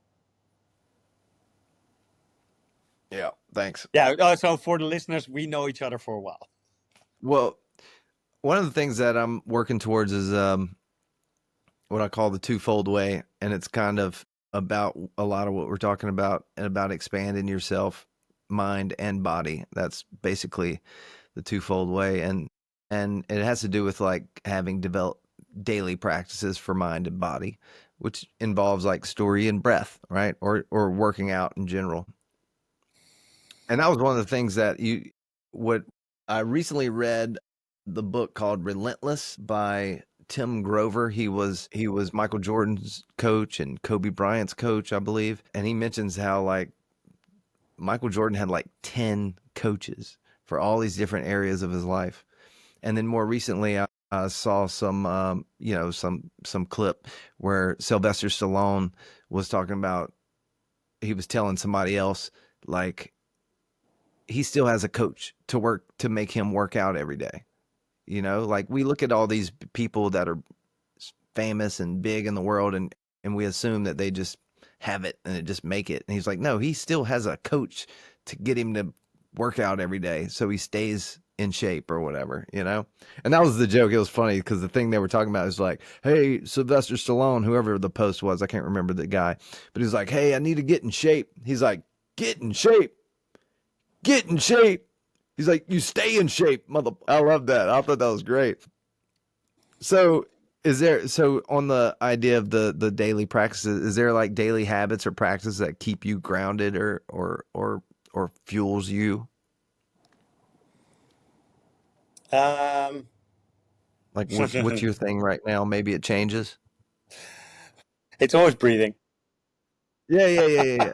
Is there a certain breathing practice maybe? No, I do different practices and they vary. From medical qigong, which is like focus on the slow exhale and Mm. soft inhale. Dude, that's what I've been more into lately, by the way. Sorry, is just like the softest, most delicate, long breaths. Like I'm just trying to get, I mean, I start at like 10 and 10 is kind of my thing every day. Whatever I'm doing, I'm just trying to find 10 in, 10 out, like as much as I can. Anyway, sorry, continue. Yeah, so there's always something around the breath. Lately, since I came back 2 weeks ago, I started swimming again like a crazy person. Because I love swimming, and I realized like I lost the stamina because I haven't been doing it enough. I've been teaching a lot of freediving, but I don't get actually a lot of exercise in when I do that. Although I get a lot of water time in, I don't get a lot of exercise in. Mm, And even when I mm. go spearfishing, I do a lot of breath holding, but I don't do a lot of cardio. I do the opposite, right? So lately, I've been really, really just enjoying like my open water swims again. Building up those long distances in the ocean, and then do just Monday and Fridays we train hard with a bunch of friends in just inside the safety nets, drills, sprints. Mm. Yeah. So I don't know. Like I'm not the most disciplined when it comes to like these routines. Mm-hmm, mm-hmm. So when it comes to like health, for me, actually doing things not alone, like swimming, that is actually what gives me the discipline, because I also enjoy spending time with other people, even though we Mm-hmm. don't have time to talk. And if we do have time, we can't talk because we're like I love it when you're like, I can't talk, but that was good, right? Yeah. Yeah. I mean, that's more common for men, especially. Is like going through these experiences, and that's very tribal as well, right? Like we're going Correct. through these experiences together, like Correct. pushing ourselves, and Yeah. yeah. And like if you struggle getting like an exercise routine, which a lot of people do, find a buddy. Honestly, like on your own, again, even that I try to do on my own, right? It's not sustainable on your own, because you have a weekday and then you're gonna let it go, or you get injured and you're going to let it go. But if the other guys keep going, then by the time you're not 100% injured anymore, you actually start joining in again. So together you build momentum, and then that train keeps going. And if you fall off, you can jump back on again for whatever reason you fall off, because you're traveling or you get injured or whatever. Again, don't do it alone. No matter what your routine is, what you want to focus on. Cool. So besides braiding sweetgrass, is there any other books or movies or a piece of art that has kind of like had a profound impact on you anytime in the past or whatnot? So many, but keep it simple. Stick with one. Read this first and come back to That's the one right now, huh? Is that well, profound, huh? honestly, because it puts things in such a beautiful, when we talk about oneness, like it's a very complex understanding for people. What is oneness? Actually, there was you're a Joe Rogan fan, so I remember at one point there was this farmer on Joe Rogan, and he makes like the best quality meat. He delivers that for Whole Foods, I think. And there's only a couple of farmers in the US who can deliver that quality meat. He used to have a big industrial farm, and now he has like this completely biological, regenerative farm and whatnot. And he explains this beautiful principle, the difference between a complex process and a complicated process. And a complicated process is like an industrial process, right? So it's very complicated. There's a lot of moving parts.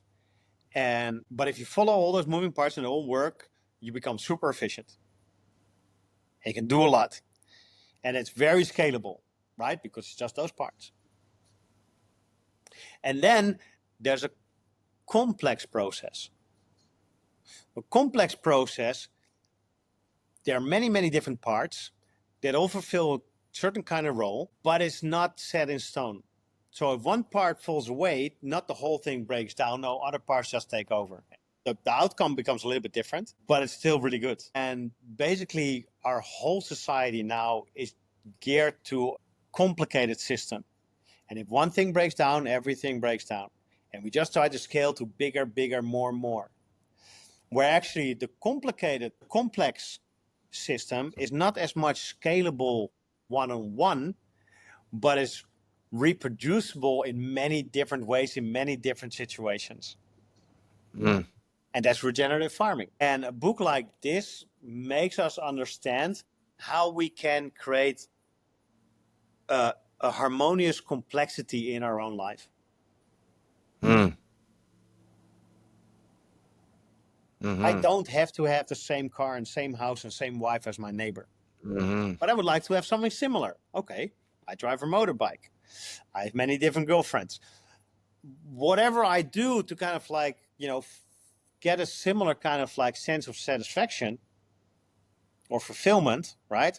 So some people get a fulfillment by really, really achieving high in their professional career or their science career. I get a lot of satisfaction in helping people. It's the same thing, very different outcome. So I think that's something we really need to learn again, to be that open, to not try to do exactly the same as the other person because that's supposed to be good. No, find your own good.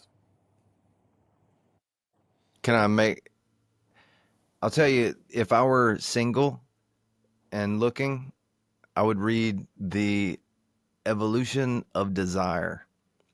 I just read that a few weeks ago. And it basically, like over time, I know my views changed for a period of time where I got more, I guess you could say more, I don't know, left leaning, more liberal, to where I was like, thinking that, we should be more equal. So in my head, being more equal meant, okay, why don't the girl fucking work and provide? Not that I was really looking for that. I'm just saying I was open to that, I guess you could say. Basically, what the evolution of desire kind of just really goes into the science and behind and the studies of all these things that are, what do you want to call them? our beliefs around desire, around what a man should be and what a woman should be, and it's all like pretty much we've been knowing, we know it, we already know. It's almost basically what you think, right? So the man's the provider, the man's this, the man, the man makes the effort, the girl says no, the girl is beauty, we're attracted to younger and more beautiful things. It's like there's no way around it. The science has been done, like that kind of stuff, and it goes into studies behind it, and you're just kind of like, it's like, I don't know, I don't know. It's helpful. I just want to say that you'd probably like it. But honestly, also, we don't need science for that. You just need common sense. No shit, no shit. That's what I'm saying. It's Right? reiterating common sense. It's common sense, but it doesn't mean that it's set in stone, right? Because Yeah, if you get a partner that earns much more than you, of course yeah, you're going to use more of her money than your money as a couple, yeah, right? yeah, yeah. I'm not saying none of it's set in stone either. Like But the whole idea is, of course, like that you keep it simple. We need to celebrate our differences and our qualities. mm-hmm, You know, it's very interesting. Like I was talking with some people, and they're sun dancers. Do you know the sun dance? mm-mm, So it's an indigenous practice, and if I understand correctly, and if I don't understand it correctly, then please correct me, the listeners. If I understand correctly, the sun dance was kind of invented for men to also sacrifice blood and flesh. Women sacrifice blood and flesh every month for the benefit of the tribe. So the sun dance was designed for men to do the same thing. So the men go fasting for 4 days, 4 nights. They sing, create all these rituals, and at the end of it, basically, you literally pierce your flesh with wooden spikes, and you dance and you rip your flesh apart for the pain to come out. Right? That's the sun dance. wow, That's very beautiful because it's basically okay. You sacrifice, so we also sacrifice. So it's like, mm-hmm, and nowadays, because the Sundance was almost extinct, because the white man did a good job in in trying to eliminate everything, so it came back, and they also allowed women now to do Sundance, right? So it's like the rituals coming back. But then now, I mean, if the woman is in her moon cycle, she gets separated, and they go to the moon teepee. Now, from a Western perspective, because I know a couple of people who've done it, they're like, God damn it, like like, what am I? Am I secondhand citizen? Like just because I'm bleeding, I'm not worthy. And they're like, no, because you're bleeding, you're already sacrificing. You go and rest. We take care of the children. And in the old days, of course, like the moon teepee would be full once a month because all the women synchronize with each other. So all of a sudden, whoop-de-doo, all the men take care of the children, do the household, do everything, prepare the food, like everything, right? So there is like kind of like a sexist society, but it's actually mm-hmm. done with the utmost respect for each other. So it's Yeah, not yeah, sexist as in hierarchy, but it's actually sexist like we're different than you, and we celebrate those differences, and we come together and we support each other in that. mm-hmm, And that's actually where that's how we should live together. mm-hmm. Cool, love it. I mean, I agree with it for sure. Beautiful, right? So yeah, I love that. If you could have a, if you could have a conversation with like any historical figure, who would it be, My ancestors. and what would you ask them? What the fuck were you thinking? No, seriously. Like, I mean, what were your struggles? What were you thinking? What were your hopes for us? I don't have kids, so maybe I'm the pinnacle of evolution of my tribe. It ends with me if I don't have kids, right? So that like is am I what you hope to kind of like what it was going to? Because I know everybody in my ancestral line have sacrificed themselves in one way or another to give their kids a better life, to give their kids a better life, so that they can give their kids a better life. And then I would be the Mm, pinnacle of it, right?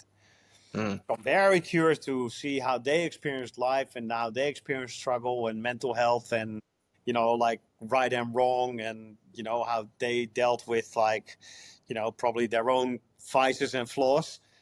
I mean, Mm. trust me, I know that there's like, on one hand, on my mom's side, there were Huguenots. They flee from the Spanish Inquisition because they were Protestants, and but they were very strict and very orthodox. So like there's not a lot of joy in those people. It feels like. Where on the other hand, with my with my Aruba family, fuck, they were indentured. They replaced the slaves on Trinidad. So they were just Indians that were poor, and they signed a contract, but basically they were treated just like the slaves before them. The only Mm. difference is like there was a finite contract, right? And they chose to sign that contract. So I think that's why the trauma is different with the Indian community in the Caribbean than with the black community, right? But yeah, I'm very curious to see like how did they see life, and how did they see like having children, and why you're like, fuck, it's like fascinating. Yeah. Yeah. So I would, yeah, my ancestors more than anybody else in history. I wonder how hard it actually was, like, or did they live better lives with less technology? I think it's just different, like we were talking about a complex Yeah. system. The complexity was just consists of different things. They sailed from India to the Caribbean. Trust me, a lot of people died in those trips, right? Yeah. So there was hunger, there was hardship, very different Different. problems, Different right? problems. Yeah. Very different problems. But people are resilient, and you find a way. And once you kind of like, I believe, being very privileged, but I believe that once you go through hardship for a certain period of time, that becomes the new normal. And you will experience it in a different way. Mm. And then you make the best of whatever you have at that moment. Then that's life, Mhm. right? The phrase "that's life" will never disappear. I love that. What other phrases won't disappear?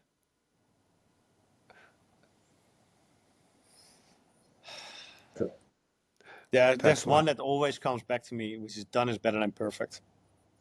Oh, dude, that's helped me so much. I needed that, When I first saw that, I was flabbergasted. especially as a That's a beautiful, creative. by the way. Could you, what's that? That's a beautiful word. But it's so true though, because like when I'm do videos, and so with I have clients, and it's like the changes will never end. You have to like put a foot down and be like, look, you gotta understand, like there has to be a stopping point. Like you could literally work this for the rest of your life. Like I can get some new clips and put those in and change it this way and change it that. We gotta like stop somewhere. And I'm getting in, I've developed a habit to really get that across in the beginning to make sure they understand. Oh, we used to say like 2 iterations in a contract, or 2 revisions, right? Like Yeah. we'll make 2 revisions. That's it. What was your creative background before you got into it? Did you go to like an art school or anything? Yeah, I did the design academy in the Netherlands. So Mm. design was always taught in art schools as a Mm-hmm. specialization, and this school was 100% specialized in design. So we had like 8 different directions within design: Mm. man and living, man and identity, man and leisure, man and work, man and environment. 2 more, 3 more. Yeah. Anyway, No so worries. yeah, very conceptual at that time. Yeah, very fun. But I mean, and honestly, that's where I learned like proper conceptual thinking, and trend forecasting, and all the skills that I use now as a therapist. Although I'm not a psychologist, I think I'm better because I can think much more conceptual than most psychologists. And I'm not Mm. talking about the Jordan Petersons. Like, I mean, the guy has like so much talent that's unrelated to what he studied. Like, he's just Mm-hmm. very talented and extremely smart. But the average Mm-hmm. psychologist, they're not necessarily the best thinkers. And I know Mm-hmm. I'm a very good thinker, and I know I'm very conceptual. So Mm-hmm. putting whatever's happening to you and me on a daily basis in a more conceptual framework, now that stimulates creativity. Because now Mm, it's like, okay, I have a problem. This is where I want to get to. Okay, then it's a very simple design question. Give me 10 different ways how to get there. And then you mm-hmm. start testing. Does this work? Does this work? Does this work? Does this work? Hey, Mm-hmm. this works. Okay. So it's like design. I combine design thinking, conceptual thinking now with, you know, therapy. If you bring it all the way back, in the early 2000s, NASA had done this very interesting research to creative genius in people. Because, of course, NASA needed to get the best people, right? So, how do you measure creative genius? So, they figured out how to measure that. And then they started measuring. And what they found is that 4-year-olds had a creative genius of 98%. So, they were super uninhibited. Is that the right word? There was no Mm-hmm. inhibition to their Mm, creativity. They were just creative genius. By the time they were 10, there were 30% of the people who still had their creative genius. By the oh time yeah. by the time they were 15, that was down to 12%. By the time we're 30, it's down to 2% of the people. Now, that means basically that if you are stuck somewhere in your life, you lost your creativity there. And the reason why we lose our creativity is because we use our judgment from our mind thinking. We judge things. So if I ask you to give me 5 ideas for a chair, you might get stuck after three designs. Well, oh, this is it. I don't have anything else. What you don't realize is that you probably have had like 100 ideas, but you've all dismissed them already before they became in any way or shape or form relevant for you. Oh, it'd be really nice to have just a cloud with a float on. How the hell do I make that? I don't know how to make that. I don't know how that technically works. You can't sit on a cloud. Like all these judgments we have from our critical thinking inhibits our creative thinking. And we need to learn to turn that off, do less, Mm-hmm. get more, right? And that's how you can also open up again. So trauma work is not always hard work. Sometimes it's also just taking away all our own judgment so we can open up and breathe and enjoy coming up with ideas. Mm-hmm. You know. And then you Awesome, can man. use your critical mind to kind of like fine tune. Do you have all right, I'm gonna give you another thing about what's latest in the news. I want to hear your thoughts. Did you see that there is an object approaching Earth? No, but I'm sure. Basically, the study basically it's like it's not moving like a normal object. It's moving really fast and it is 7 miles wide and they believe it's not just a random object. They believe it could be an alien craft and it could be here by 2027. Cool. It's been all over the news. I hope they're smarter than us Yeah. because What is your God thought? help What are us if your they're thoughts dumber on than us and aliens? they figured that out. Uh-oh, trying to reconnect. There it is. It's good. Okay. So, what are your thoughts on aliens? I'm sure they're there. Yeah, right? There's got to be something out there. They probably won't look like us, but I'm sure they're there. Yeah. Yeah. Cool. Any Like, I final mean, thoughts? what are the odds? I mean, the odds are bigger that there is something there than that there's not something there. Yeah. Simple. Actually, you asked me about breakthroughs. My big breakthrough of it's probably about a year and a half ago, 2 years ago, maybe. My ability to understand things was my safety, right? So I became very rational, and I've learned actually that I'm okay not understanding and not knowing. I'm okay with that. Do you know if karma is real? I don't know. Do you know if there's life after death? I don't know. Anybody who claims that he does know is full of shit because you can't know because you're not dead yet. You don't know.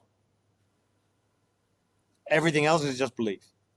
So I stopped doing belief games and I became very comfortable saying like, I don't know. Could be, could not be. I don't know. Anything is Mm-hmm. possible because I don't know. And I somehow at one point I just became very comfortable with that. Okay, I don't know. There's no way to know. So stop putting energy in it, trying to figure it out, because you're just, you know, a fiction writer when you claim you do. Mm-hmm. Mm-hmm. And if people do claim that they know, my advice would be just stay away from them. Yeah, right. Simple. I have no idea why. I don't know if you're hearing that ring on my computer. I It's like hear a, the ding ding. yeah, I can't figure out what it is. Just random. All right. Well, I appreciate you. You got any other final thoughts? I've been talking for 2.5 hours. I think I think I shared a lot of thoughts. I I know, hope right? anyway. Yeah. I hope they No. were valuable thoughts for you and your audience. Yeah, absolutely. So fun chatting with you. When's your next? I haven't organized it. I just finished one, but yeah, no, I need to organize one. I do a men's All right. circle on Wednesday though. Oh, Well, okay. circle, yeah. So All once a right. Well, month, maybe. I organize men's circles just to create a space, a safe space for men to share what they're going through in life without Yeah. judgment, without banter, without unsolicited advice. Just Yeah. share what's on your liver. We don't need to. We need that more than we realize. Yeah, Maybe I one day think. we'll do something. Sorry, one day. Maybe one day I'll make it out there to one of your retreats. Yeah, well, men's circle is literally just 2 hours, hour and a half. Mm, Not really a mm. retreat, but But I feel like you've had others. It must be the men's group that I've been seeing where you have the men's group. You have some photos on your Instagram. I just was assuming. I didn't read the yeah. caption. Well, I mean, yeah, it could. I mean, I'm loud. Like most of the stuff I do, I don't post on Instagram because I just forget, and Yeah, it's yeah, not top of my mind. So it yeah, looks like I'm very inactive. I'm more active than you can see. But yeah, yeah, I do post retreats sometimes, or if somebody else does it for me. Um, yeah, but it's fun. But what I really do, I can't really show online. yeah, Like yeah, yeah, that's like, yeah, private sessions are private sessions, right? yeah, for sure. All right, you the man. So Thanks yeah, again. good to talk to you. Good chatting with you. We'll catch up again soon. And All right, give me one question for you. oh, go ahead. If you would have to summarize this conversation, what are the three big takeaways for you? Man, the main one, well, that we not to try and get all the goals that you need without others, right? So find people to keep you on track. Coaches need coaches, put it that way. What else was there? I mean, I just love how you elaborated on the sigh of relief and how presence is one of the most important things that we all need, right? And how that's the answer to most of everything, right? Most of our problems or most of the questions that we have for ourselves, we really know more than we think we know. And if we just allow it, give ourselves to get away from trying, I mean, this is just my interpretation, but like not trying so hard because sometimes a lot of times what you chase runs away from you, right? So being more centered and learning to be more present and aware. And then I know there was a third one, but it was great. I'm still processing. Wonderful. Thank you. Thanks Yeah, for and the then opportunity. oh, of course. And then One final thing is just so people know, and you know, the twofold way is a combination of breath and story. So story is kind of like dealing with the mind, dealing with our stories, the stories we tell ourselves, and changing that, but also understanding the hero's journey and how that can help us in our life. It's like a blueprint, a map. I mean, most of it we know, but the more I've read into it and the more I've studied it, the more I'm like, oh my God, I wish I knew this 20 years ago. And then what else? And then, of course, breath practices like rebirthing, but also nice mind body. Today I got really into, or yesterday I got really into Ujjayi breath, and I realized how much that helped me just in a day to day or like trying to get into the flow state. So Ujjayi is not far off in my mind. Maybe you can elaborate from heart brain coherence. It's a little more, it's a little shorter. So it's typically 4 in, 4 out is what the way I've taught it in yoga, but that's for movement, right? So we're 4 in, 4 out as we move. So inhale, exhale, four, and you're kind of keeping the mouth closed, breathing through the nose, creating a little bit of restriction. So you're making like that. It's also known as ocean breath. So it's like, But why don't you make it coherent? Why don't you do 5.5 seconds, 5.5 seconds? yeah, why not make it five? I agree. Basically, like the reason why you do four is because some people can't tolerate 5.5 because Mm, their mm, CO2 tolerance is too low, right? mm. So, but build up to 5.5. But I'm writing a newsletter. It's not about whether you can. Four is just kind of where I stick. Where it helps with the pace of my But class honestly, for it's funny. Like, one of the for things that yoga. I realized when I count to four, often it's like 7 seconds Yeah, because my yeah, I've done count that. is slow. When I Yeah, get into zone, my my count just slows down, and my breath gets longer, but my count stays the same. So it's like, and I don't think it it's that rigid, to be really yeah, honest. yeah. Right. No, I totally agree. Yeah, But I'm also, in everything I do, I'm a pretty laissez-faire kind of guy. Like I can be really really on the detail because I'm a stylist, but at the same time I can also very much let go and say like, somewhere in the yeah, direction of yeah. that's good No, enough. I agree. It's almost like the more you focus on the details, you realize how being so detailed can keep you from what really matters, which Well, is just actually, doing I'll give you, it. Yeah, one last story. And this is probably also why I'm not really good as a wellness coach, as it like, I don't do breathwork classes where I teach breathwork because, like the 487 breath, right? To fall asleep. yeah, When I do that kind of stuff, I get super wired. I like everything goes on in me. And I get the opposite effect. Why? Because I don't know. When I have to count, I become very alert. And so that kind of stuff doesn't work for me. Right? So it might work for some people because biologically and biochemically it should work. But because I'm alert and conscious with it, like it puts me in a very different state and it just keeps me awake instead of the hmm, right. So for me also like when it comes to breath, I like to do everything on feeling. Just feel, make it pleasurable. yeah, And don't yeah. make too much of it. Don't become rigid because that rigidity is like it's death for me.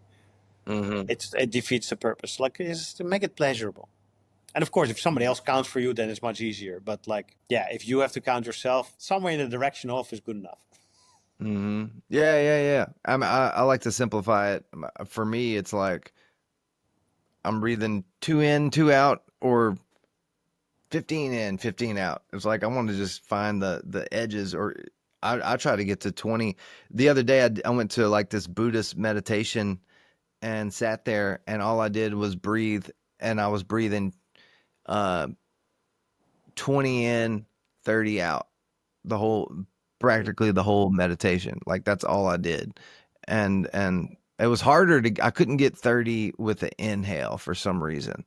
No, But it's but I have the same. Like I have a different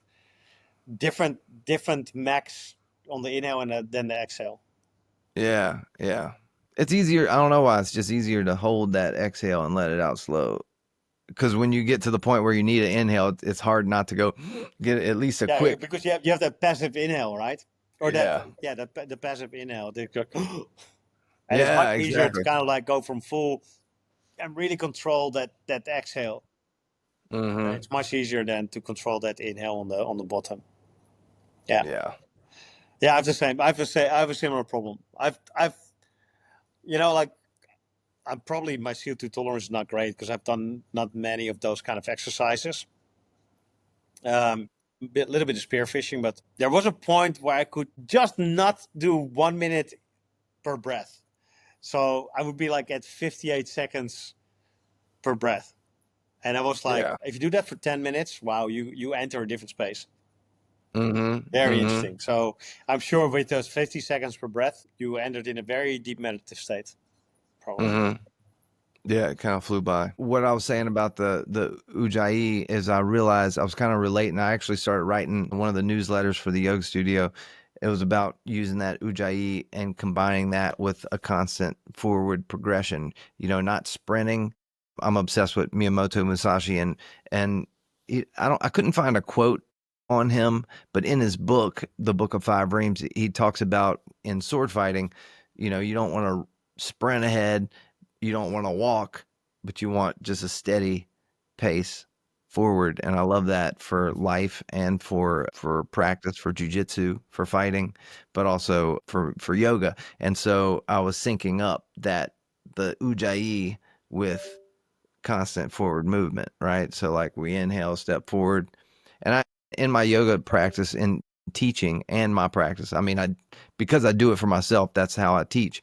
But it's all like get into the pose, exhale, settle. Inhale, elongate and lengthen, exhale, settle. So it can be the same with just taking a step forward, settle, take a step forward, settle, That's my ebb and flow. That's my thing. Yeah, no, I love it. I Yeah. mean, it's, like, dude, honestly, I actually don't think it matters that much what you do. Mhm. Just the fact that you do it, that's Mhm. going to give some kind of result. And of course, like you can go, fuck, there's movement specialists. Like, I used to follow Ido Portal quite a lot and I used to practice quite a lot. Like you can connect brain development to movement development. It's Mhm. that simple because they're neural pathways, right? But, just conscious moving and breathing, that already just puts you in such a beautiful zone Mhm. because that's Mhm. embodiment, right? That's it. That's embodiment. That you're connecting Mhm. your aliveness to your movement, to your body, to your presence. Mhm. And then you don't have to learn to love yourself. Once you get into that flow, you're just love. You are love at that moment. Mhm. Mhm. You're not All right. threatening, you're not wavering, you're just Yeah. All right, buddy. We can all end right. it with It's just that. 1:45 at night here. Is it that late? Oh my God. All right. Well, get some sleep. Yeah, we're doing a 4K swim tomorrow morning at 7. Okay. Get some sleep. Yeah, Use I'll that try. long exhale to get in a deep state. Good to talk to you and thank you for the opportunity. Maybe cut it a bit shorter for your listeners. Maybe. Cool. Later, buddy. Thank you.